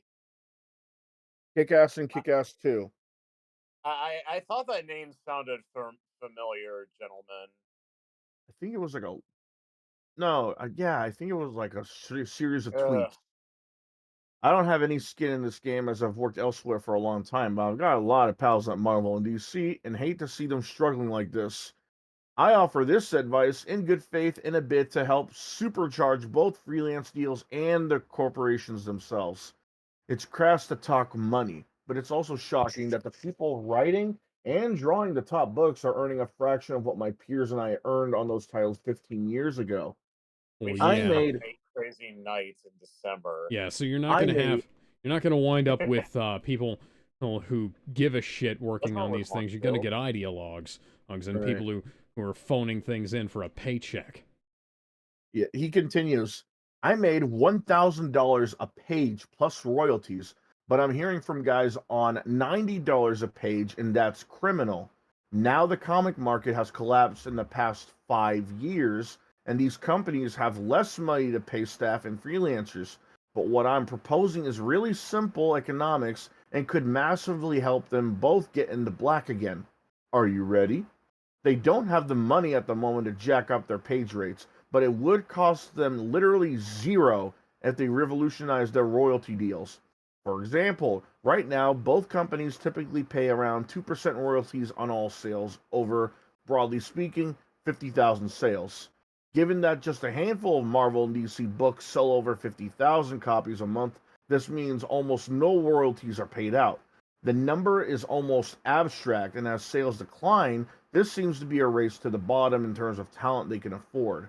My suggestion is that if one of these companies swaps that 2% royalty for a 50-50 split with the creative team on all sales over, say, 60,000 copies, they will send a bolt of electricity through the industry and bring in the most commercial freelancers in the biz again. Huh. A creator can make decent money on even a modestly selling creator owned book, but would be absolutely dwarfed by a 50% split on X-Men or Spider-Man, with sales taken into the stratosphere. They could make literally millions per year again for both company and talent. No, he said both. Like he put both twice. I don't know why. The beauty of this is that it could cost the big two nothing, as it's zero fiscal outlay up front. The double win is that they're getting 50% of a potentially huge number instead of a spiral to the depths where they are right now. Uh-huh. Freelancers, of course, Freelancers, of course, would be delighted as their earning potential would spike overnight. And as the companies balances the books again, they could start to invest in proper page rate and much needed new talent. As is, I think the direct market is a couple of years away from complete collapse, American-made comics are 9% of the American market. Wait, are you reading this, or are you actually giving your thoughts? I'm legit reading this. There's no way Oh, I okay, have all this. okay. Yeah. I'm sorry, I got a little confused. I Yeah, mean, I get you. I get you. still, I hate it. I hate doing The really do. American-made comics are 9% of the American market, which is insane. It needs radical surgery to fix it, and this would cost nothing. All the indie companies are hurting because nobody is coming in for Marvel or DC books anymore. Every day we hear about more stores closing. Whoever does this first will have a talent migration like the industry has never seen. Who will get their first, Marvel or DC? Interesting. And then he decides to put a reply on the thread. Interesting thread for you, Jim Lee and CB Sobolski. You know I love you both, but whoever does this first is going to see a You talent know I migration like love never you, before. but I just This would be can't take massive and this. cost WB and You Disney know I love you, literally but zero. I'm Be the too first. cheap. You know I love you, but I just So what do you think? Yeah, this. this is the kind of thing they should have been doing in like 15 years ago, man. You Alex, can't this is the just part where not pay your talent well and give them a shitty deal and expect them to keep coming. Expect to still have like the amount of talent of like a Stan Lee or a Jack Kirby Right. or a Steve Ditko or anybody like that. And like the Stan Lees, Steve Kirby's, and Jack Ditko, Steve the Stan Ditko's. Lees, Steve Alex, Ditko's, you and Jack okay? Kirby's of the modern era don't want to work with these people. They don't want to work with Marvel and DC. Not the And way they Yeah, are wonder now, why. anyway. like it was like I remember 15 years ago I got told by people in the comic book industry, you know, like you got to focus on your own stuff because like the You got new motherfucker. the license shit doesn't pay well. And I was like, really? Like, but I don't have any ideas for my own stuff. Of like I read Spider-Man and I read Superman and I read Superman. Sonic the Hedgehog and I come up with ideas for stuff like that. I don't come up with, you know, I'm not like I'm inspired, but I wasn't. It's like it's like you want to use those ideas for those. You don't want to have to file the serial numbers off and use them somewhere else. I mean, granted, that's led to some of the best stuff that we've ever gotten. It's like Star Wars started off as George Lucas trying to make Comic book. fucking Flash Gordon, you know, and then it spiraled out from there because he couldn't get the rights to Flash Gordon. And it became Star Wars, and then it became Disney Star Wars, and we don't talk about that anymore. But We don't talk about Star Wars. No, no, no.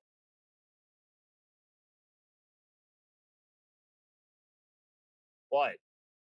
yeah, Also, I think it's because, like, think about it. Also, think about it like this: they left a very well-known comic book artist homeless.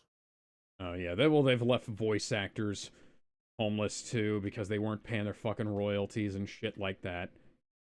Oh yeah, I think wasn't the voice of Frylock one of them? Yeah, yeah, there was an Yeah, accident. There was Really? like a natural disaster, and his house got fucked up, and he was homeless for a while.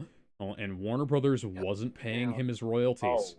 Like his royalty check that he was owed would have paid to fix the house, would have paid to have shouldn't his say that. family some time, Some. like a place to stay while that was happening. And they weren't paying him. Like Wow. they owed him a bunch, and they didn't. I am a man of God, but I hope to be the kind of man of God Vic Mignogna. Because he's Die, one of the motherfucker, burn, God that are motherfucker, burn. culpable. Because Vic Mignogna is one of the few men of God that's Oh, actually shakalaka! culpable, Right. you know. Die, die, die. Well, I am the angel of speaking of death. speaking of comic book, Now suddenly me favoring the Paladin and Druid classes in WoW makes sense. And speaking of I comic guess book, I always favor the Druid because, I mean, I love nature now more than I ever did. Alex, you know why? Speaking of comic book industry, unfortunately, another shop was closed down, and Yeah. this one is in LA. The oldest comic book shop shut down in LA, and the blame has been put on not only COVID, but Marvel and DC. Oh, of course it was. It Marvel and opened up DC, in 1977. yeah, Marvel and DC were fucking over comic book shops big time. Mm, Especially since they refuse to make actual stories about superheroes. Instead, they want to push Social agendas. justice, 1, 2, 3. I wanna be PC. Yeah, Easily. exactly. This is the tweet they left Mm. before they shut down. Jeffries Hurtful, Comics and hurtful words can suck our turds because it's PC for me and you. Woo woo. this is the tweet they put out before they shut down. Jeffries Comics and Heidi Ho Comics opened in 1977. We were literally the first comic book store in Los Angeles, but now, sadly, Jeffries and Heidi Ho Comics must close the doors December 31st, 2023. While this is certainly a sad day, Jeffries and Heidi Ho Comics are also going to continue in their own special way. Our pull service will continue on. Jeffries and Heidi Ho Comics would love to keep our most loyal customers and continue to offer our pull service as a delivery option. Jeffrey's Comics pull parties will be found at locations around the city.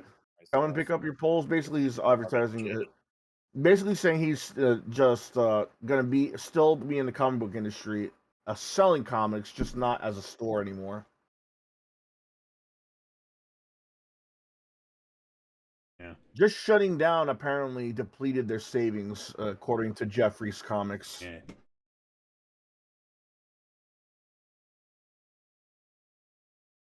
More comic book news. Chuck Dixon revealed the plot to a Batman story DC refused to publish because it wasn't diverse enough. Did you just say suck Dixon? Chuck Dixon. Oh, hell. I gotta mute myself. I'm saying too much retarded shit. That's actually funny. Retarded. Wait, Let's wait, get wait. retarded, huh? Wait. Uh, Kevin, Kevin and I, we called ourselves professional retards. I forgot about this. Yeah.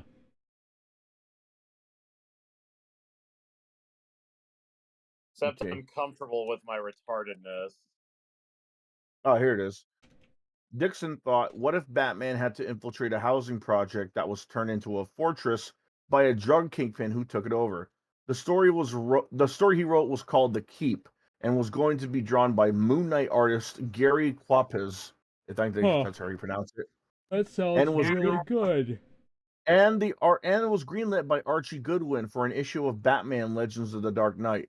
The plot consisted of Batman following leads on a murder, Dixon explained, that brings him to the project fortified by a gang to protect themselves from rivals and the police. When he gets into a fight with several gang members, the Caped Crusader is shot, which makes his mission more complicated. Bleeding and trapped in a maze, there's almost no way out. Fortunately, he knocks on a door and is given safe haven by a boy who's home by himself since his mother works night shift as a nurse. This gives Batman time to heal and reach his objective. The story was intended as a real world scenario where Batman was the only white character and everyone else, especially the criminals, were black. Quote, quote, the problem came that Gary and I wanted to present this as it might have really happened in the real world, Dixon explained. And what that meant is that Batman is the only white character in the story. Every other character in the story, good guys and bad guys, are African American, because Gary and I felt that's simply the way it would be in Uh, Gotham. uh, He elaborated, Gary is from Detroit, I'm from Philadelphia, and you don't really have a lot of diversity in those low income housing project uh, buildings.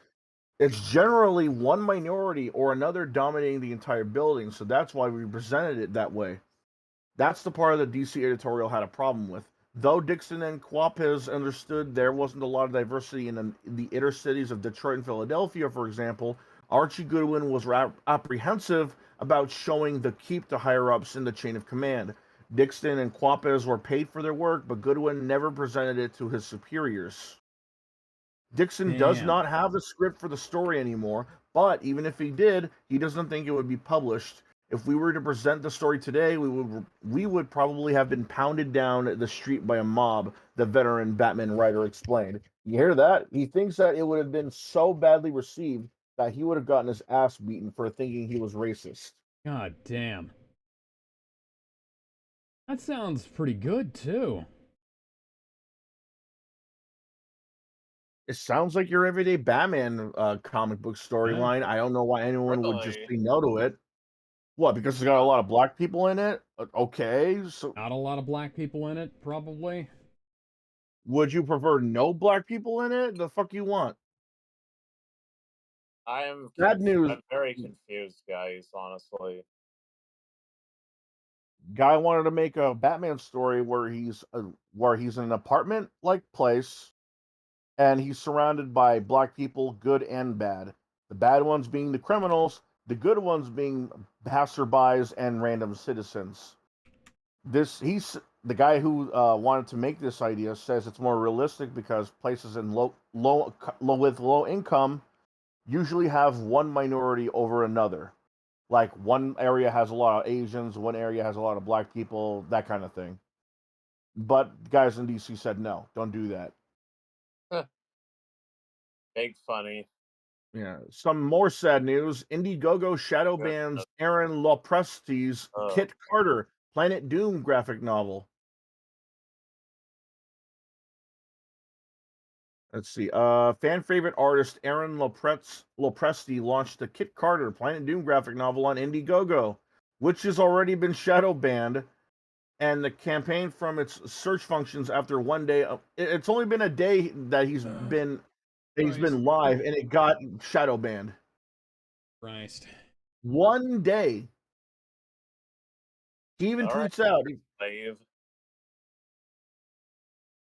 He even tweets it out. Mr. Slave. Because he kept saying Jesus Christ. Jesus Christ. That's what he says. Gizmo, you know what I'm talking about. More of a South Park fan than Alex is, probably. What? Alex kept saying Jesus Christ, and it reminded me of the South Park character Mr. Slave. Oh yeah, no, I remember that character. Saying, Jesus Christ. And so I started calling Alex Mr. Slave. Well, here's another thing you might say Jesus Christ over. John Gordon Murphy reveals the main character for his upcoming Zorro comic is a lesbian. Says he's 90% aligned with Heather Antos. This would not be in vain either, Gizmo. This would be crying for assistance. Why? You're asking me? Yes. Oh, well, there's a reason. Nothing really makes sense anymore. Nothing really matters, as anyone can see. Nothing really matters to me. John Gordon Murphy gave a cynical interview with Comics by Perch over the weekend where the two men gaslight comic fans as to the problems of the comic industry, downplaying the fact that Marvel and DC have been systematically and intentionally replacing their characters with woke diversity tropes for the last decade, while revealing his upcoming Zorro comic's main character is a lesbian. The interview to promote Murphy's new Zorro Kickstarter lasted an hour and a half, most of which felt like Murphy interviewing Perch about the YouTube's ideas about what was wrong with the comic industry and how to fix and set problems, including a rant about former Marvel editor-in-chief Bob Harras, who, along with then co-publisher Dan That's an DiDio, unfortunate name, seemed to be the last stopgate before DC Comics published all their characters in the direction of LGBTQ propaganda. As the 14-minute mark of the interview, at the 14-minute mark of the interview, Murphy and Perch begin to discuss wokeism in comics for a brief couple of minutes, condescending critics of woke culture in the process. It includes claims that woke content, quote, doesn't matter in the downfall of these companies, and that the independent movements of creators and commentators, quote, serve themselves rather than address what they perceive as the real systematic problems in the comics. It sounded strange to hear from the gloss. It seems like serving yourself in that instance would be doing the same thing, so it's one of those things where like people advocate for things that benefit themselves, and then people are like, oh, you advocate for this thing that benefits yourself. I was like, well, yeah, but it also benefits, like, everybody else if we do this. It was like, oh, you're just doing this because it benefits yourself. It's like, okay, buddy, you know, we could just stop being bullshit about this shit. I don't know. Anyways, yeah, just go ahead and finish reading that off, and I'll head out for the night when we get done talking about that. Oh, that was it. Damn, there was some other news too that I wanted to get into. Yeah, but it's 11 o'clock and I gotta go to bed, man. I'll see you later. We kind of started late though, huh? Yeah, we did. Well, we also had all that... Well, I had technical difficulties. Alex, where is it that you live again? Mississippi. Gulf Coast. It is 11:16 p.m. where I live, dude. Yeah, it's 11:16 for me, too. Oh, okay. So we're on the same time zone, but for the Master Roshi of the server, it is 9:16. He can keep going all day long. I'll see you later, guys. I'll Bye. see you. Bye. Wait, is the stream done?